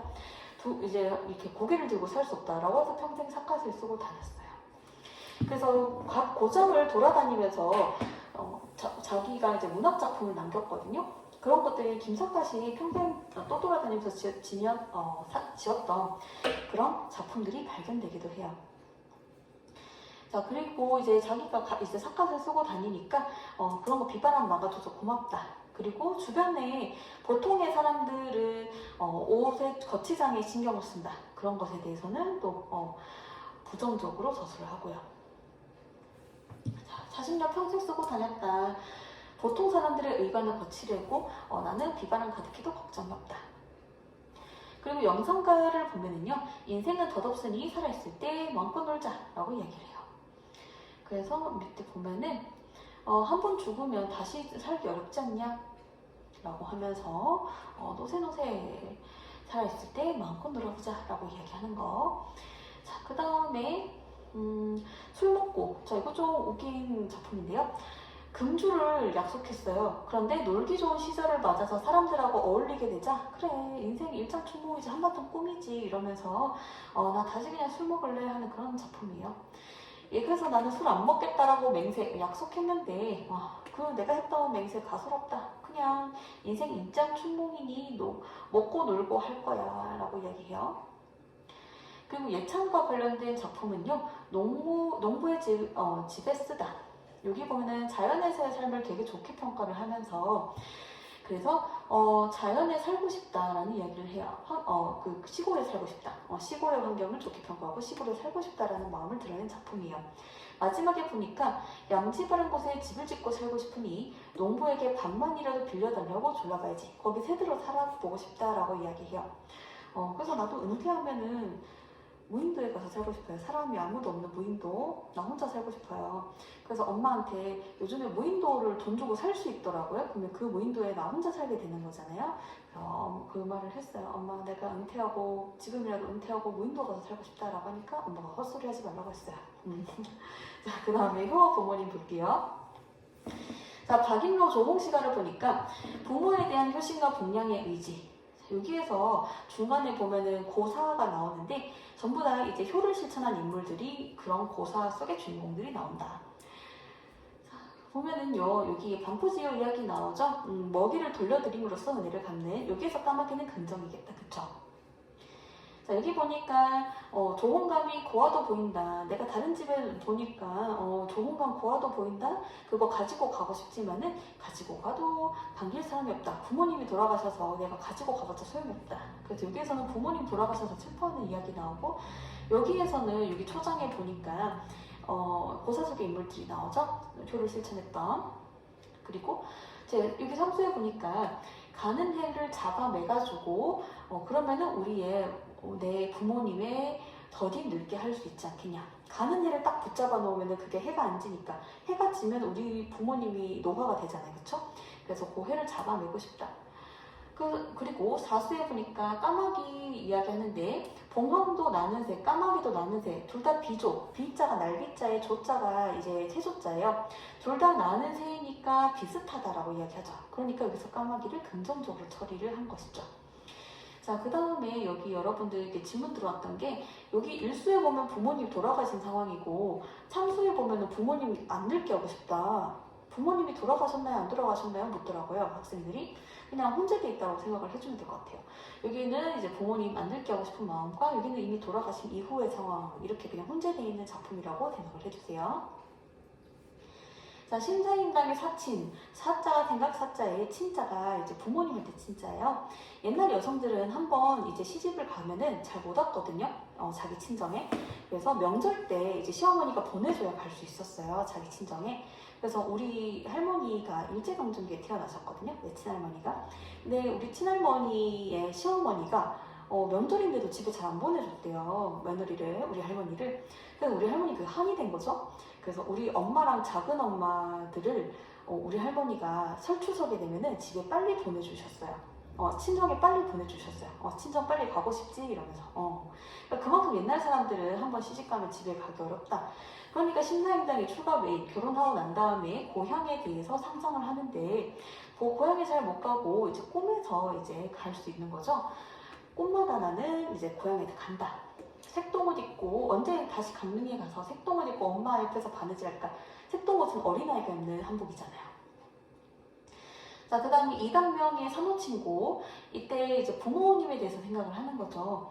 유배를 간 화자가 부모 중에서도 엄마, 늙은 어머니에 대해서 생각하는 거예요. 자연은 늘 다시 돌아오지만 유배지에서 고향으로 돌아오지 못한다. 화자는 돌아가지 못하고 자연은 계속 잘 굴러가는데, 그쵸? 자, 그래서 여기 보면은 이제 자연이 이렇게 잘 돌아오고 봄이 또 오고 하고 풀이 또 푸르고 하는데 나는 언제 고향에 가서 엄마를 볼 수 있을까? 기러기가 날지 않아서 편지를 누가 전할 수 있을까? 옛날에는 새를 훈련을 해가지고 편지 전하게 했거든요. 그래서 기러기가 날지 않아서 편지도 전하지 못하고, 그래도 우리 하늘이 낮은 데를 들으신다. 우리 하늘이라는 존재는 밑에도 이제 관심 가져주신다. 그러니까 우리 모자의 사정을 아시고 살피실지 없어랴 언젠간 우리 모자의 이제 사정을 살피시고 베풀어 주실 은혜를 베풀어 주실 거야. 만날 수 있을 거야. 어머니 만날 수 있을 거야 라고 생각하는 거죠. 자, 교훈과 관련된 거. 복선화음과 결혼하는 여성이 지켜야 할 덕목과 경계해야 할 일. 자, 여기 보면 개녀가라고 나오는데요. 개녀가라고 할 때 훈계. 누구를 훈계하냐면 여자를 훈계하는 노래, 여자를 훈계하는 노래가 개녀가예요. 자, 이제 딸이 이제 시집 가는 거예요. 그러니까 엄마가 이제 자기 이야기를 해요. 이제 이 엄마가 살림을 야무지게 잘 살아서 자기 남편이랑 아들들이 과거급제 시켰거든요. 그러니까 딸에게 자기 사례를 얘기하면서 나를 본받아라. 그리고 두 번째 덩어리는 어떤 이야기를 하냐면은 우리 동네에 괴똥어미 알지? 괴똥어미 본받지 말아라. 여자로서의 덕을 갖추지 못했다. 그리고 마지막에는 딸을 위로해요. 왜냐면 한번 시집가면 잘 못 오니까 너 잘 살림 잘 살고 잘 시댁에서 잘 지내고 있으면 언젠가 우리 다시 만난다라고 이야기해요. 이걸 이제 현장의 강의에서 내가 뭐라고 얘기했냐면 푸바오가 생각이 났어요. 푸바오가 내년이 되면은 이제 중국에 가잖아요. 그러면은 아이바오 입장에서는 푸바오에게 이런 편지를 쓸 수 있을 것 같아요. 이런 걸 잘해 푸바오야 이러면서 잘 먹고 대나무 잘 먹고 건강히 잘 지내 이런 말을 할 수 있을 것 같아요. 요즘에 사람들이 이제 푸바오 보내지 말자라고 푸바오 신랑감을 차라리 한국에 데려와라라고 얘기하고 있죠. 자, 그래서 아이바오가 푸바오에게 쓰는 그런 노래다라고 생각을 하면서 보면은 첫 번째 부분에서는 엄마가 자기를 본받아라라고 이야기하고 있죠. 자, 그래서 복선화음가라는 제목 중에서 복선이라고 하는 것은 선한 일을 하는 삶, 선한 일을 하는 사람에게는 하늘이 복을 내린다라는 그런 이야기인 거예요. 그러니까 어머니의 삶을 함축적으로 드러낸 거. 이 엄마를 본받으렴 따라 이런 노래죠. 자, 두 번째는 괴똥어미 이야기예요. 괴똥어미는 이웃집 여잔데요. 시집 와가지고 막 시댁 식구들 욕하고 막 완전 남자처럼 막 우당탕 푼탕 지내고 막 그래요. 자, 그래서 여러 가지 뭐 손버릇도 안 좋아요. 막 물건 훔치고 이러거든요. 그러니까 복선화음가 중에서 화음이라고 하는 것은 하늘이 화를 내린다라는 거예요. 이렇게 무절제한 행동을 한 사람에게는 화를 내린다. 괴똥어미의 삶을 함축적으로 드러낸다. 이렇게 줄치면 돼요. 자, 셋째 부분은 자기 본받고 괴똥어미 경계하면서 여성으로서 덕목을 잘 지키면 우리 언젠가 잘 만날 거야. 그렇게 위로하는 부분이죠. 자, 그러면은 괴똥어미 삶을 이제 엄마가 이야기해주는 부분에서 이간질하고 괴똥어미는요, 손버릇도 나쁘다, 도적질한다. 자, 그러면서 이제 괴똥어미를 경계하고 엄마 그러면서 너 울지 말고 잘 가거라. 우리 다시 만날 거야 라고 이야기하고 있죠. 자, 그리고 변기량의 내가 좋다고를 보면은요, 교훈을 주는 거, 자기가 하고 싶지 않은 일 남에게도 해서는 안 된다. 내가 좋은 일인데 남이 싫은 일 하지 마라. 남이 한다고 해도 의가 아니면 좇지 말아라. 우리는 천성을 지키면서 살자. 노동과 관련된 작품 보면요, 김매는 얘기 나오죠. 여기 보면은 일은 하지만 뭐 고된 노동 때문에 뭐 죽어나온다 이런 얘기가 아니라 여유도 있어요. 중간중간에. 일과가 나오는데요. 한가로운 분위기도 있다. 그래서 이런 이야기, 산에 가고 그 다음에 하루가 저물어가는 시간에 귀가하는 거. 논밭가나 김매고 그 다음에 정말 담배도 피고 이제 석양이 지나가갈지 어이 갈고 하면서 이제 집으로 돌아가는 내용. 자, 그 다음 배틀 노래는요. 이제 실로 이제 천을 짜는 거예요. 노동하면서 부르는 노래예요. 뽕잎을 따서 옷을 만들기까지 과정인데 여기서 언어유희, 말장난이 나오고요. 그 다음에 화자가 일반적인 배틀을 쓰는 게 아니라 하늘에다가 놓고 배를 짠대요, 배틀을. 그러니까 자기를 선녀인 것처럼 표현한 거예요. 거기 견우와 직녀처럼 직녀가 거기서 배를 짜는 여자잖아요. 자기를 선녀에 빗댄 거예요. 자, 그럼 여기에서 갈뽕올뽕, 원래 뽕이라는 말밖에 없는데 갈뽕올뽕은 갈 때는 올 때는 올 이런 식으로 해서 언어유희를 쓴 거예요. 자, 그 다음에 구름 속에 이매를 건대요. 자기 선녀인 것처럼 표현했죠. 그래서 옛날에 선녀가 여기 보면 빨래 건조대 알죠, 여러분들? 빨래 건조대 보면 위에 막 빨래 널고 밑에도 막 이제 양말 같은 거, 신발 같은 거 걸 수 있잖아요. 그래서 내가 어릴 때 견우와 직녀 놀이를 했어요. 어렸을 때. 자, 그럼 내가 직녀니까 의자에 앉아가지고, 직녀는 배를 짜잖아요. 그쵸? 내가 의자에 앉아가지고 여기에 이제 발로 한번 밟아가면서 여기에 올렸다 내렸다 접었다 폈다 할 수 있잖아요. 이걸로 올렸다 내렸다 하면서 배를 짰어요. 그래서 요거 생각하시면서 이런 작품이 있다는 거 여러분 기억을 해주면 되고, 자, 그 다음에 삶의 고달픔과 관련된 거, 나무하는 일이 힘겹다라는 거, 신세한탄하는 거. 나무들을 할 때, 산에서 나무할 때 부른 노래다. 화자가 나이가 들고 힘이 겨워 하는 그런 얘기가 나와요. 내 머리가 백발이 됐어요. 가느다란 허리에 황소 같은 병이 들었어요. 엄마 생각나고 그런 얘기. 자, 그 다음에 김석환 아까 아저씨 또 나왔다. 그쵸? 자, 이 김석환이 전국을 돌다 보니까 전국 투어 하다 보면은 거기에서 어떤 지방에 돈은 많은데 싸가지가 없는, 예의가 없는 그런 사람 만날 수도 있잖아요. 그래서 자기를 무시했나 봐요. 그래서 자기를 무시한 사람을 동물에 빗대어서 비치은 작품이에요. 그래서 원숭이, 고양이, 모기, 벼룩 이런 식으로 이제 아까도 이야기했지만은 이런 거 자기를 푸대접한 사람들을 이런 식으로 나타냈다. 동물처럼. 자, 그 다음에 우리 늙음과 관련된 거, 전원에서 유유자적한 삶과 늙음에 대한 탄식이 나와요. 보면은 여기에서 재석 부분에서 맨 처음에 여기 추나추동 이야기가 나오고 이제 한 해 마지막 날 밤에 감회를 드러내는데요. 여기에서 늙음에 대한 안타까움 이야기가 나오는데 맨 끝에 보니까 여기에서 날이 이봐 아이들아, 날이 이제 지나간다고 한 해가 새롭게 온다고 너네 너무 기뻐하지 마라. 왜냐면은 하루 자고 나면은 또 내가 이제 노화가 되지 않니. 그래서 나는 이렇게 여기 보니까 아까 이야기했듯이 늙음에 대해서 안타깝다라는 거.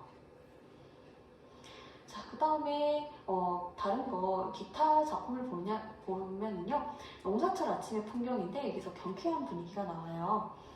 혼이 메고 살인문에 나서니까 대장방이가 다 젖어요. 이제 이슬 때문에 옷이 젖어요. 하지만 이제 옷이 젖는다고 관계하지 아니하고 기분 상하지 않았어요. 자, 심청관 여러분 다 알잖아요. 그쵸? 지나가고, 그 다음에 반조가정가를 보면은요, 옛날에 여성들이 꽃놀이를 했어요. 1년에 한 번씩 봄에. 옛날에 여성들은 밖에 잘 못 나갔거든요. 양반 여성들. 그 밖에 나갈 때는 이제 눈만 이렇게 뿅 내놓고 이제 간단 말이죠. 자, 그리고 집 밖에 잘 못 나가기 때문에 담장 밖을 구경하고 싶을 때 널뛰기를 했어요. 널뛰기 하면 위로 몸이 솟구치니까 담장 위로 뿅 볼 수 있잖아요. 그리고 1년에 한 번씩 이제 꽃놀이 가요. 여성들이 동네 사람들 모아서 여자들끼리 가거든요. 가서 맛있는 것도 해먹고 술도 먹고 그런단 말이죠. 근데 그것에 대해서 어떤 남성이 욕을 한 거예요. 그딴 꽃놀이 좋아하니? 그러니까 그것에 대해서 남성이 조화정가를 지으면서 조롱을 하니까, 화전놀이 한 여성 보고 조롱을 하니까 반박한 거예요. 이게 반박했다는 뜻이에요. 반박. 뭐에 대해서? 조화전가에 대해서 반박한 노래다, 그런 뜻이에요. 그래서 우리에게 화전놀이 소중하다고 이렇게 얘기하는 것이죠. 자, 그러면 여기에서 이보소 남자들아, 너네 여자 조롱하니? 너무 조롱하지 마라 라고 하면서 얼마나 자신들에게 화전놀이가, 이제 꽃놀이가 중요한지를 이야기해요. 여러분 보면은 꽃전이라 하나요? 경상도에서 꽃지짐이라고 하는데, 여기에서 찹쌀을 이렇게 동그랗게 말아가지고 거기에다가 진달래꽃을 이렇게 박아 넣는 거예요. 그리고 이제 기름에 튀기는 거죠. 기름에 튀기면 뭐든지 맛있잖아요. 여기다가 꿀을 찍어 먹는 거예요. 이 고르곤졸라처럼 진짜 맛있어요. 근데 여기 진달래는 넣어도 되는데 철쭉은 하면 안 되거든요.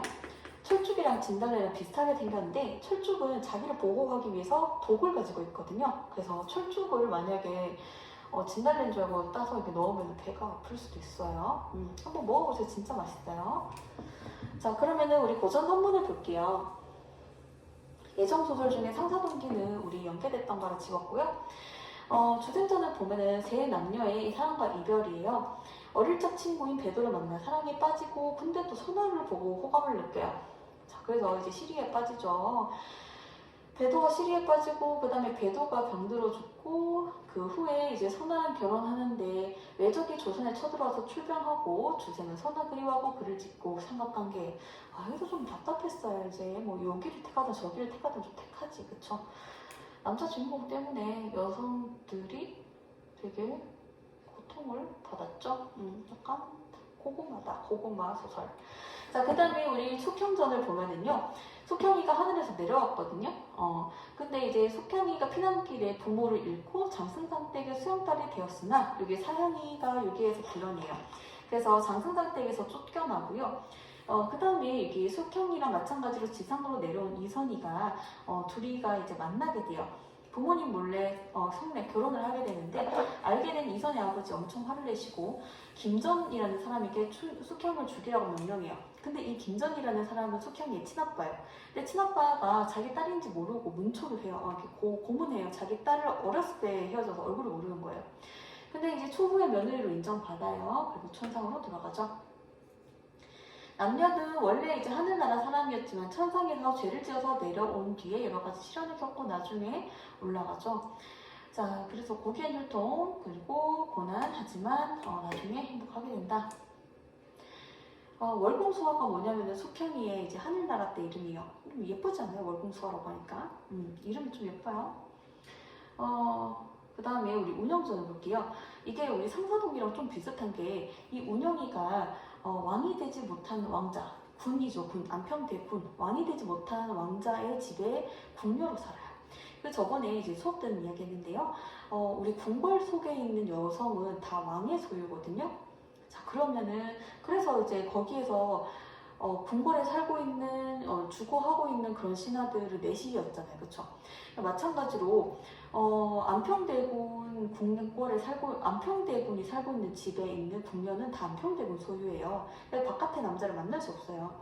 만약에 바깥의 남자를 만났다가 연애를 했다가 임신을 하게 되면은, 만약에 임신을 했는데 초보에 뭐 예를 들어서 그 왕자가 그 여자애를 첩으로 삼으면은 그 여자가 애를 낳았는데 자기의 아들인 것처럼 되잖아요.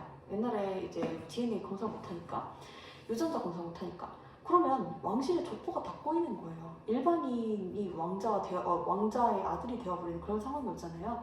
그래서 절대 금지된 사람을 얘들이 하는 건데, 여기 보니까 운영이가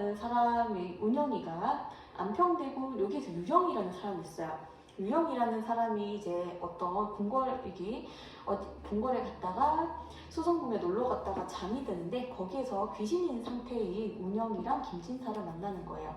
자, 얘는 안평대군을 찾아온 김진사라는 선비를 보면서 연정을 느낀다. 그리고 둘이 조합이 돼 몰래. 근데 특이라는 놈이 이 집의 종인데 김진사를 배신하게 돼요.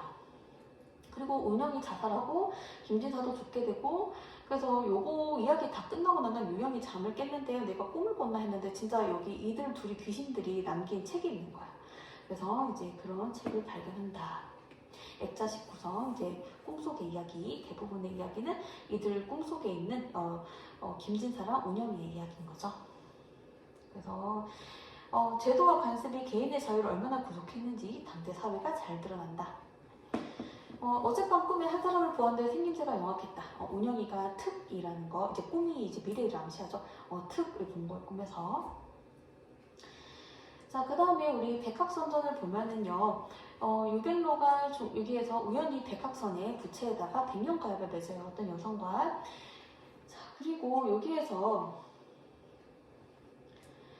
추후에 그들이 이제 헤어졌다가 다시 만나게 된데, 어떻게 다시 만나냐면은, 여기에서 유백로가 위기 상황에 처했을 때 전쟁에서 조은하가 이제 대원수로 참전해서 유백로를 구출해줘요. 그리고 이제 백학선을 내미는데, 이제 조은하는 다 알고 있죠. 유백로가 거기에 백학선에 얘들 사주팔자를 적어놨거든요, 서로. 근데 유백로가 준 거 아닌 척을 해요. 그냥 다른 연유에서 얻게 된 부채인 척 하는데, 나중에는 이거 네가 준 거야 라고 하면서 둘이 이제 다시 웃는 그런 상황이 펼쳐져요. 자, 그래서 여기 보면은요, 그들이 이제 부모나 임금의 뜻보다 주인공들이 이제 연애하고자 하는 마음이 더 존중되네요. 그쵸? 특이하다. 자, 그러면 여기에서 여성 영웅 소설로도 볼 수 있다. 여성이 공을 세우니까. 백학선을 주고받는데 거기에 사주를 기록해요. 왜냐면 옛날에 사람들은 주민번호가 없기 때문에 거기에 자기 생년월일을 적어놔야 서로가 신분이 증명이 되죠. 나중에 만났을 때 누가 누군지 알려면. 그리고 이제 네가 쓴 거잖아 라고 하면서 이제 마지막에 둘이 서로 만나서 웃는 그런 장면이죠. 여러분들은 사주팔자를 본 적 있어요? 그래서 나는 우리 엄마가 본 적이 있는데요. 우리 엄마가 내가 일이 잘 안 풀리니까 사주팔자를 물어봤어요. 그래서 이제 그 사주팔자 그 보는 분이 너의 딸은 호랑이다 이렇게 얘기해요. 호랑이. 자, 왜 호랑이냐면 너 딸은 약간 호랑이의 성향을 가지고 있어서 만약에 네 딸이 어떤 누군가와 결혼을 하게 된다면 근데 그 사람이 호랑이라면 한 집안의 호랑이는 들일 수 없다. 너의 딸은 혼자 살아야 된다 이런 말을 했대요. 그리고 이제 아는 지인 중에서 이제 약간 신기가 있는 아주머니가 내 사주를 봐주셨는데 이러는 거예요. 셀리야, 이 사주를 내가 한 보니까는 니는 남자는 있는데 남편은 없는 사주다 이런 거야. 남편이 없는 사주. 결혼할 수 없다는 거. 자, 그리고 근데 또 상충되는 사주도 내가 들었거든요. 내가 길 가다가 한번 본 적이 있는데 거기에 아저씨가 나보고 하는 말이 아가씨는 쌍둥이를 낳는다 이러는 거예요. 근데 결혼을 못하는데 어떻게 쌍둥이를 낳죠? 그쵸? 그래서 내가 사주팔자 이야기 했는 거 생각하면서 여러분들이 백합선전 그것도 생각을 해주면 돼요. 자, 그 다음 가정소설 한번 볼게요. 창성가미로 여기에 보면은 화옥이가 첫째 아들을 변변치 못하다라고 생각하고 둘째 아들을 되게 아꼈거든요. 그래서 첫째 아들하고 첫째 아들의 엄마가 둘째 아들을 싫어해요. 배다른 이제 형제예요, 얘들이. 자, 그리고 이제 화옥이가 죽자 첫째 부인하고 그 첫째 부인의 아들이 여기에서 화진이를 엄청 괴롭혀요. 화진이 아내도 괴롭히고, 그리고 화진이가 과거에 급제해서 벼슬을 하게 되고 화춘이가 무고를 해가지고 얘가 귀양을 가게 되고 화진이 아내들도 고난을 당하고 고난을 겪게 되고, 하지만 얘가 이제 백의종군해서 다 토벌하고 황제가 벼슬 내리고 얘들은 개가천성 우리가 잘못했다 이렇게 깨닫게 돼요. 착한 행실을 세상에 드러내고 의로운 일에 감동받았다. 누구의 착한 행실이요? 화진이의 착한 행실. 그리고 감동받아서 사람들이 나쁜 사람들이 착한 사람으로 변모했죠. 권선징악 형제끼리 착하게 잘 지내, 사이좋게 지내. 자, 그리고 여기 보면은 화진이가 굉장히 심시에 대해서 이제 지극정성으로 대하거든요. 효와 관련된 사상도 나와요. 자기를 괴롭힘에도 불구하고 효를 실천하거든요. 그리고 여기에서는 이제 화진이 화옥의 이야기가 아니라 어떤 다른 여성의 이야기가 나오는데 여기에서도 여성이 굉장히 효를 중시하기 때문에 다른 집에서 이 여자한테 결혼을 이제 구혼을 했어요. 그래서 그 집에 시집가기 싫은데 일부러 시집가는 척을 해요. 자기 이제 부모 잘 살리려고. 자, 그래서 시집가는 척 했다가 나중에 이제 도망치는 그런 이야기예요. 영웅소설 보면은요, 전쟁소설이랑 분담소설, 분담소설이라고 하는 것이 분자가 군인 분자예요.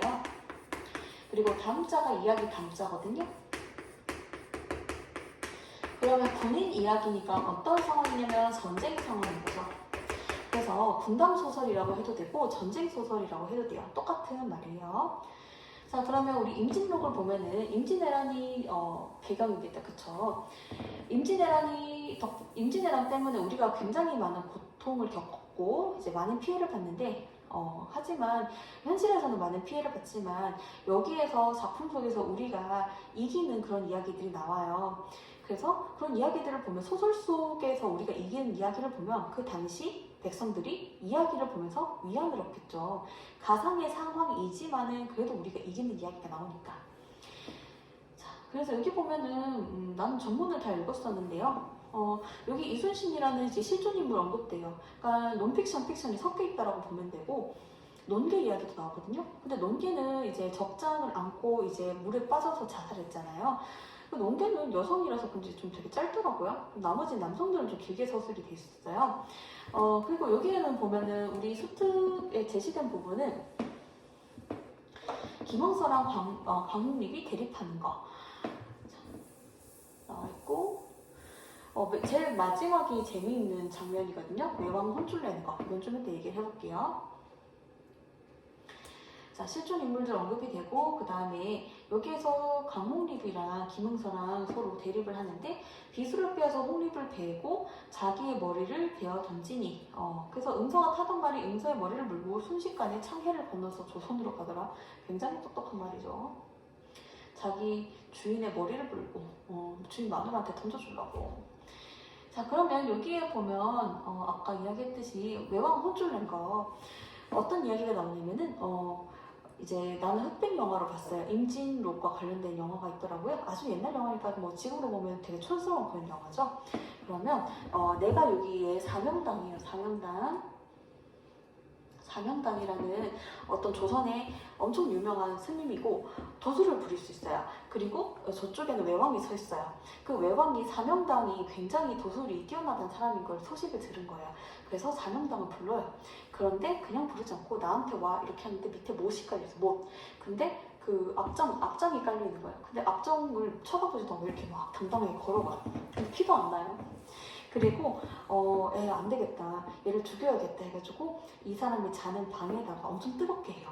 그러니까 그 다음 죽었겠지 하고 문을 여니까 자명당 이제 옷에 머리랑 그다음에 이렇게 수염에다 고드름이 얼어 있는 거예요. 손님 대접에 이렇게 하시오 하는 거야. 마지막에는 병풍에 엄청 많은 글자들이 적혀 있고 그걸 다 외워보라 그래요.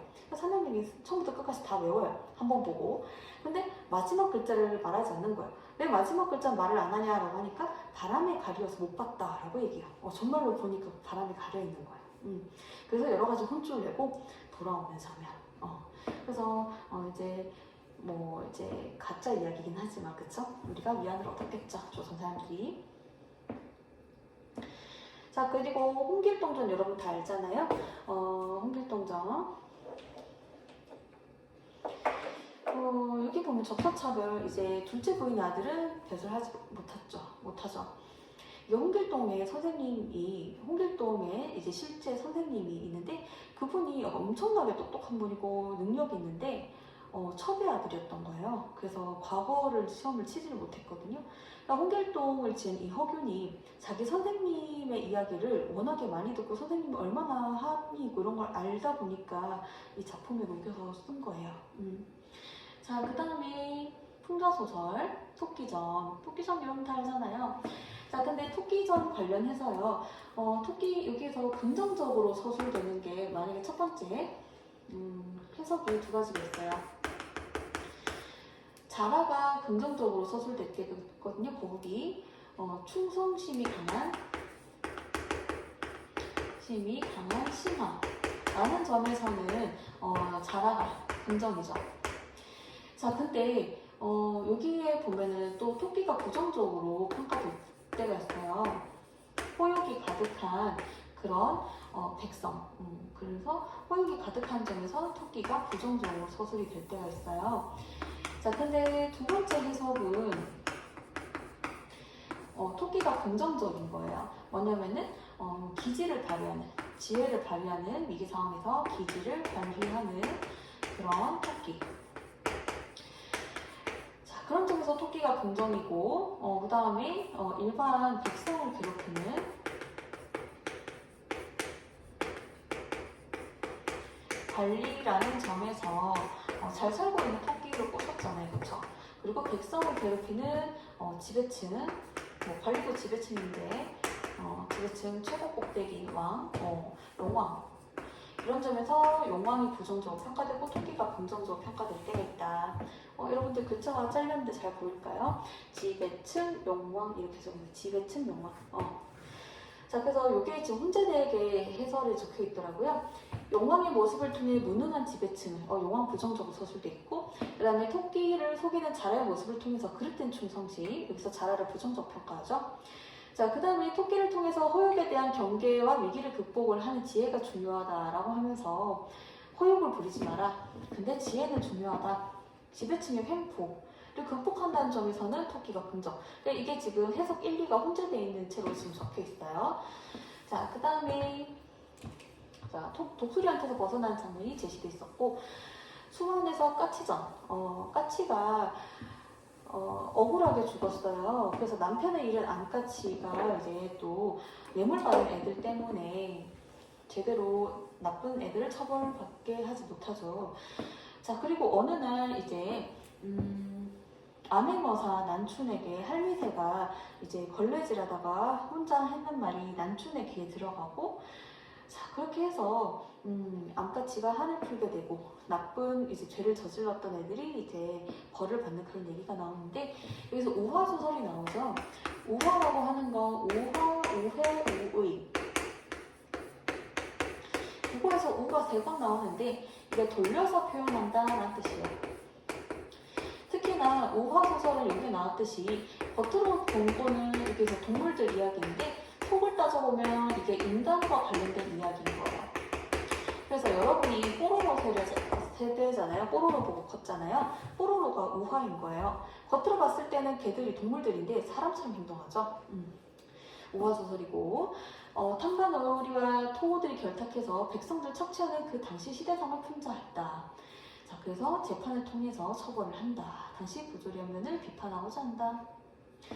자, 그리고 여기에서 지문에 보면은 난촌이가 굉장히 이제 정의로운 사람이 나오고 그 다음에 할미새가 혼자 했는 말, 아이고 원통한 일이구나, 응? 이렇게 해가지고 비둘기한테 맞아서 죽었는데 까치가 요거 말을 듣고 이제 재조사를 하게 된 것이죠. 자, 그래서 비둘기 잡아들여 이렇게 하고, 자, 그다음 기타 소설 오물은 옛날에는 유튜브가 없기 때문에 말을 잘하는 썰 잘 푸는 분을 이제 양반집에서 모신다? 양반집에서 돈 주고 고용을 하는 거죠. 데리고 와가지고 얘기 좀 해봐 이렇게 하는 거예요.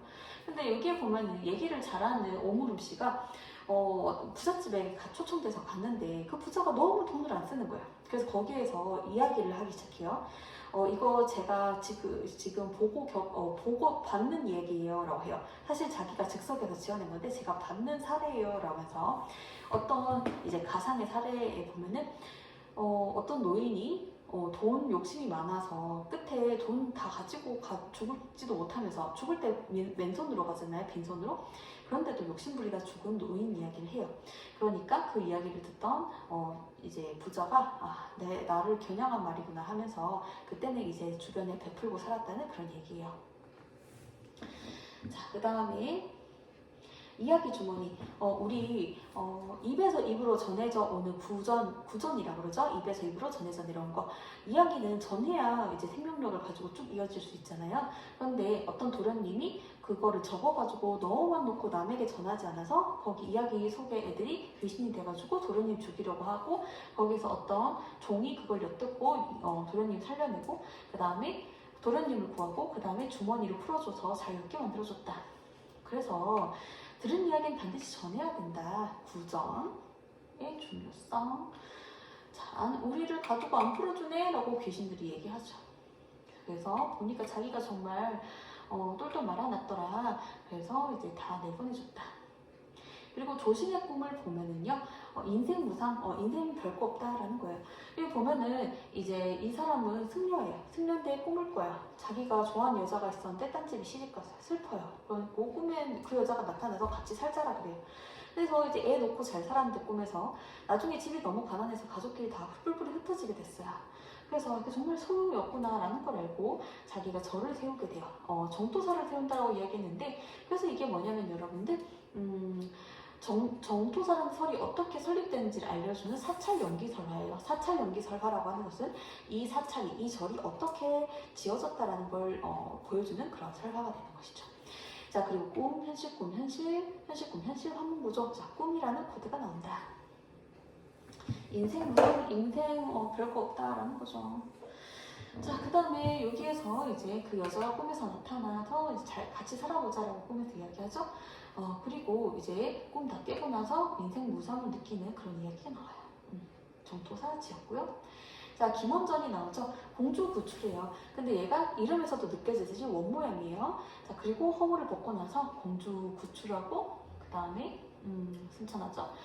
자, 그래서 괴성한 모습으로 나타난 주인공이 이제 부귀영화 누리게 된다. 여러 가지 미션 클리어하고 나서 그래서 이제 허물 벗는 장면이 여기 나오고요. 그래서 부모님 앞에서 부모님 저 때문에 이때까지 고생 많으셨죠? 이렇게 하는 부분. 그리고 김영철 저는요. 후금과 전쟁에 동원된 김영철. 평생에 이제 전쟁에 동원되다 끝나는 거예요. 그래서 여러 나라를 돌아다니면서 결혼하고 애도 낳고 하거든요. 근데 결국에는 이제 여러 군데에서 결혼을 하고 애도 낳고 하는데 조선에 돌아와요.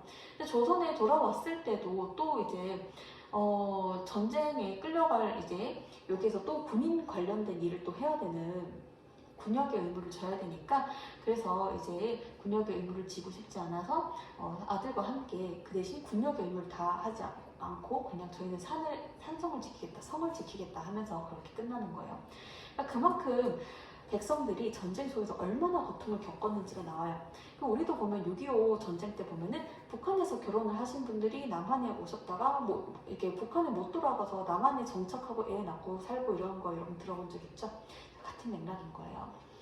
자, 그래서 아들들을 낳았다라고 하면서 자기랑 똑같은 고통 겪을까봐 두려워해서 병사 모집했는데 이들에게 성을 방비할 병사 모집했는데 여기에서 응하면은 군역 면제를 해줘서 그래서 성으로 들어가 살았다. 자, 그런 이야기가 나오고요. 여기 보면은 후금, 우리 옛날 사람들은 아까 조선시대 얘기했듯이 청나라를 극혐한다. 그리고 명나라를 숭상한다. 명나라는 형님의 나라. 그리고 청나라는 되먹지 못한 놈들 하면서 무시했었죠. 근데 지금은 명나라가 다 기울고 이제는 뜨는 해는 청나라란 말이죠. 근데 아직도 청나라를 하나의 국가로 인정하지 못하는 당시 인식이 나타난다는 거죠. 자, 그 다음에 방한인전은 특이해요. 여성인데 남장을 하고 살아가요. 자, 그래서 이제 또 여성과 결혼을 하게 되거든요. 그리고 과거 급제를 하게 되고 공을 세우게 돼요. 자, 그래서 공을 세웠는데 마지막에는 이제 황제에게 자기가 여성임을 밝히고, 그래서 둘 사이에는 자기가 여자랑 결혼했으니까 그 둘 사이에는 애를 가질 수 없으니 양자를 드리기도 하거든요.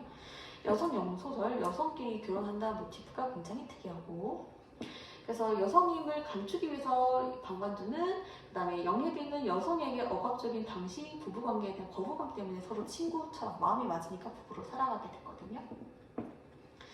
자, 그래서 이제 다 이제 오픈을 해요. 저 여자예요 라고 하니까 거기서 천자가 다 인정 괜찮다라고 하면서 감싸주는 그런 부분 위로를 해주시고 있죠, 천자가. 그리고 박지원의 광문자전이 나오는데요. 박지원 소설은 여러분들, 박지원은 양반이잖아요. 근데 박지원은 동족을 싫어했어요. 양반이다 보니까 양반들의 썩은 모습을 너무 많이 보니까 양반 싫은 거예요. 그러니까 박지원의 소설 속의 주인공들은 신분은 낮아요. 신분은 낮을 수 있는데 박지원의 소설 속의 주인공들은 신분은 낮은데 높은 도덕성을 가지고 있어요. 남들이 본받을 만한 요소를 가지고 있거든요. 자, 이런 사람들에게서 희망을 발견하는 거예요. 새로운 세상에는 신분 말고 이렇게 도덕적으로 성숙한 사람이 인정받아야 된다라는 인식이 드러나요.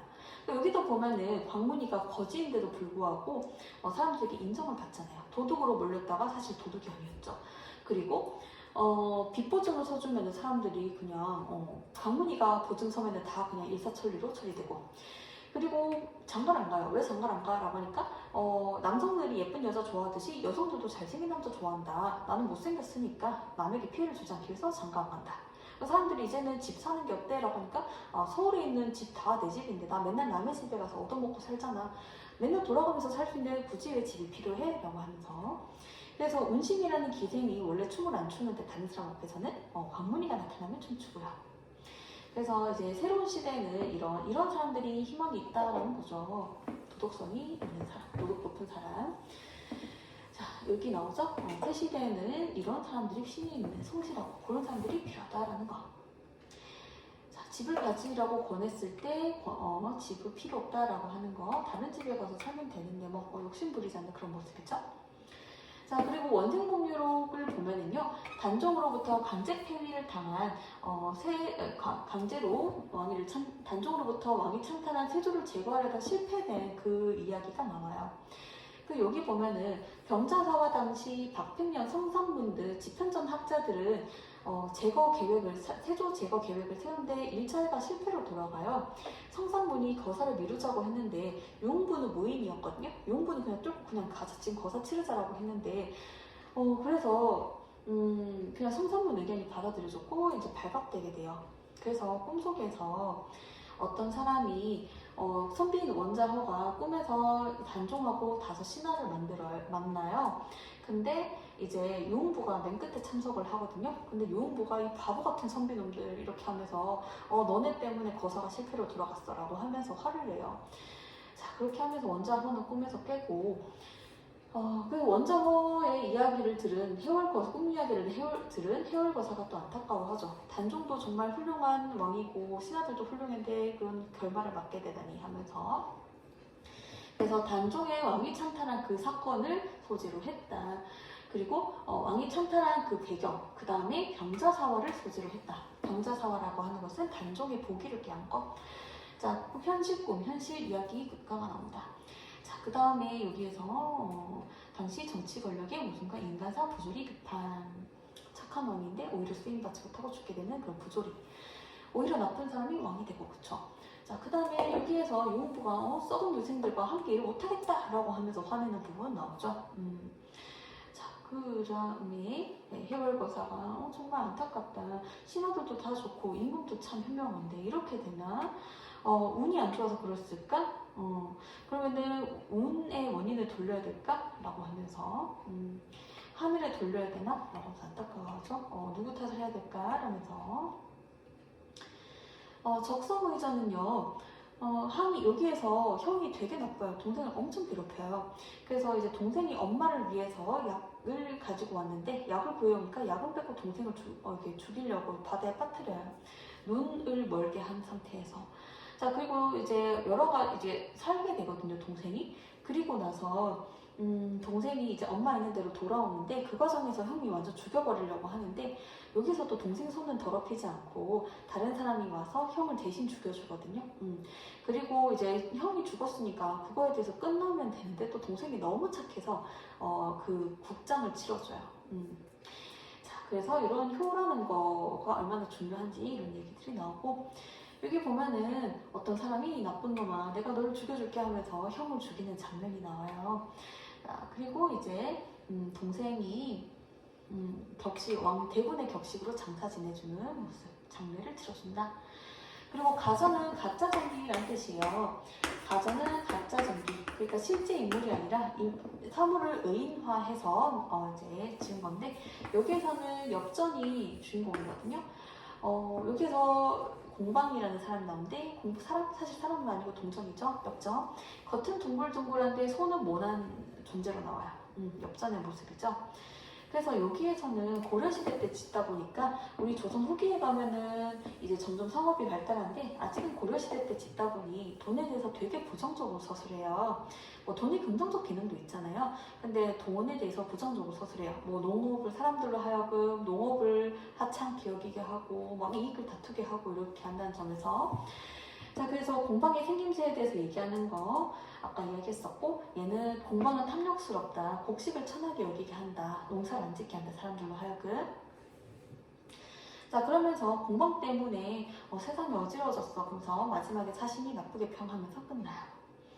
자, 공방은 엽전을 달리 이르는 말이다. 그래서 가전의 형식. 그래서 여기 보면 작가의 민추는 돈으로 인해서 세상이 그릇된 길에 빠지게 되는 거 안 좋게 생각해서 안 좋게 빠지게 될까봐 이런 작품을 지었다. 여기 보면은 이제 공방 성질이 탐욕스럽다. 그리고 이익을 저울질하는 걸 좋아하고 사람들로 하여금 다투게 만들고, 그 다음에 농사 짓는 거 방해하고, 그 다음에 권세, 어떤 이제 자기가 권세를 얻기 위해서 어떤 직위가 필요하다면은 과거 시험 정정당당하게 치는 게 아니라 돈으로 막 주고 벼슬을 주고 받고 팔고 이런 이야기들이 나오죠. 자신은 돈에 대해서 부정적으로 이야기하고 있고요. 차사공풀이는 이제 저승사자로 자리 잡기까지 내력이 나와요. 자, 그래서 미션을 주니까 또 미션 클리어를 잘하죠, 그쵸? 그래서 저승차사로 자리 잡는다. 그래서 저승사자는 여러분 알듯이 이제 죽기 직전의 사람을 죽음의 문턱으로 데리고 가는 사람이잖아요. 그래서 근데 이게 샤머니즘 관련 계통이잖아요. 그래서 이제 샤머니즘 우속신화. 그래서 요거는 수능에 나오기 좀 어렵겠죠. 특정 종교나 특정 어떤 사상 너무 치우친 거 이런 것들은 나오기 힘들어요, 수능에. 자, 그 다음에 염라왕이 스카우트 하고 있고, 자, 수필을 보면은요, 고전 수필 여유단기 여기 보면은요, 머물던 집의 이름이에요. 그래서 항상 신중하고 경계하라라는 뜻이고, 신중하고 경계해서 남의 비방을 자초하지 않겠다라는 뜻. 자, 노자의 말을 보니까 겨울에 시내를 건너는 것처럼, 겨울에 시내가 꽝꽝 얼어있지만 그 밑에는 안 얼었을 수도 있으니 조심해야 되죠. 그런 것처럼 항상 두려워하면서 경계하라라고 이야기했거든요. 그래서 그런 이야기 나오고, 그래서 나는 우리 집의 이름을 이렇게 지었어 라는 거예요. 당의 편액으로 되려고 했다라고 하면서 자기가 여유당이라고 이름 지은 이유를 나오고 제시하고 있고, 이서고의 소환장의 새와 곤충과 풀과 나무, 여기서 긍정이에요. 어떤 사람이 이 사람을 보고 새와 곤충, 풀과 나무로 소재로 시를 짓는데 왜 그렇게 지어? 그런 하찮은 걸로 왜 시를 짓지? 라고 하니까 그게 얼마나 가치가 있는데 라고 반박을 해요. 그러니까 마지막에는 그 상대방도 인정을 해요. 그래서 여기 보면은 다 다른 특성이 있다. 예로부터 얘들은 요 소재들로 시를 많이 지었다라고 얘기를 해요. 자, 그래서 자기가 요런 소재들로 새와 곤충과 풀과 나무로 시를 지은 거에 대해서 정당화한다. 하늘이 부여한 각자의 특징 소홀히 보면 안 된다라고 얘기를 하고, 자, 그러니까 마지막에 좋은 말입니다. 인정하면서 끝나죠. 자, 석가산 폭포기를 보면은요, 이거는 이제 만들어낸 폭포수예요. 돌산과 폭포를 만들었거든요. 이게 근데 찐은 아니죠. 만든 거지만은, 하지만 거기에서 자기가 정말 즐거움을 느끼니까 그거에 대해서 자부심을 느끼는, 삶의 즐거움을 느끼는 그런 글이 되는 것이죠. 세상은 진짜와 가짜를 구별하기 어렵다는 점에서 그 둘을 구별하는 게 의미가 없다라고 하면서 오히려 즐거움을 느끼고 자존감 느끼는 그 사실 자체가 더 중요하다라고 얘기를 해요. 나는 집이 가난하고 벼슬이 초라해서 기생하고 또 놀지도 않고 달고 기름진 음식 나는 내 입을 즐겁게 하지 않는다. 앞뒤가 내 귀를 즐겁게 하는 일도 없다. 하지만 이 샘물 하나에 즐거움을 누리며 살아가니 라고 나는 이 즐거움을 다른 것과 바꾸지 않겠다라고 얘기하고 있죠. 자, 규종 치루쟁론기는 규종 규방에 살고 있는 어떤 규종 여인이 이제 잠을 자는데 거기에서 그 바느질 관련 물건들이 사람처럼 막 이렇게 나타나가지고 걔네들 움직여서 말을 해요. 내 덕분에 바느질 잘 되는 거야 라고 하면서 바늘도 말을 하고 거기에 있는 다른 여러 가지 바느질 도구들이 말을 해야 자기 공이라고 해요. 근데 갑자기 그 자던 여인이 깨어나가지고 내가 잘 지어서 그런 거지 어찌 너네들 공으로 돌리니? 하고 또 자요. 그러니까 이번에는 이제 그 규종 부인의 뒷담을 까기 시작해요. 이 여자는 밤을 이렇게 얘기해요. 나 마음에 안 든다라고 해서 내 허리를 부러뜨렸어. 그리고 여기에서 천에다가 이제 고데기처럼 불에 달궈가지고 천을 피는 도구가 있거든요. 그 도구가 하는 말이 이 규종 부인이 호두 깔 때 호두를 내리쳤어. 내가 머리가 너무 아팠어. 몸이 너무 아팠다고 이렇게 욕을 해요. 그러니까 규종 부인 또 일어나요. 너네 나를 욕하니? 라고 하니까 마지막에 골무 알아요? 손 보호하는데 그 끝에 고무 끼우는 거. 골무할미가 능구렁이 같은 사람이 되게. 골무할미가 이것들이 너무 철이 없어서 그렇습니다. 부인께서 용서해주세요 라고 하니까 부인이 그래 골무 너를 항상 내가 소중히 여길게 라고 하면서 골무 인정하고 다른 애들을 부끄부끄 하면서 끝나게 되는 그런 거예요. 자, 그래서 우리 인간 세상의 처세술과 관련된 거를 이제 이야기하고 있다. 서로 맨 처음에 공을 세우다가 후반에 이렇게 골무할미 이야기 나온다. 처세술. 허물 이야기를 하니까 얘들이 철이 없어서 그렇습니다. 용서해주세요 라고 이제 골무할미가 얘기하니까 그래 할미니 말을 좇을게 라고 하면서 골무 너를 참 소중히 여길게 라고 이야기해요. 그러면서 다른 애들은 물러나고 있고요.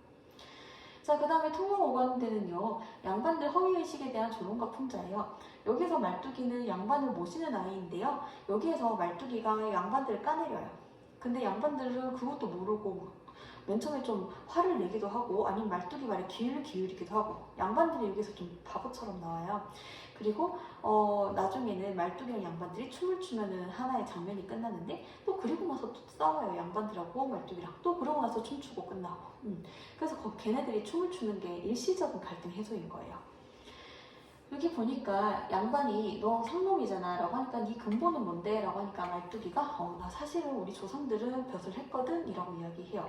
그러면서 양반한테 뭐라고 이야기하냐면 너 이놈 이렇게 얘기해요. 말투기가 신분이 낮은데 양반들 이놈이라고 하죠. 양반들 예의 말 듣잖아요. 양반을 이제 까내리고 있는 거죠. 양반은 바보처럼 서술한 거예요. 그리고 외송설이에요. 여기 보면은 외송과 국화가세. 국화가세라고 하는 것은 학문을 굽혀서 세상에 아첨하다라는 뜻이거든요. 그래서 예를 들어서 학문을 학문답게 좋게 써야 되는데 학문을 오히려 이상하게 쓰는 나쁜 쪽으로 쓰는 그런 것들이 국화가세거든요. 여기에서는 송백의 긍정이에요. 송백과 같이 본성을 잘 닦아야 된다라고 이야기해요. 여기 보니까 곧계자는 본성을 잃어버린 외송, 그러니까 외송은 틀어졌다라는 거예요.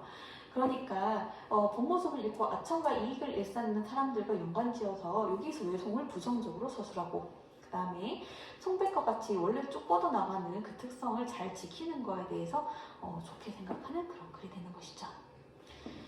자, 여기 보면은 본성이 손상을 입고 된 거, 손상을 입은 거 정반대의 모습으로 참모습을 잃어버린 거, 외송이죠, 외송. 요행이 죽음을 면한 것일 뿐 죽은 것과도 다를 바 없는 삶이다라는 거죠.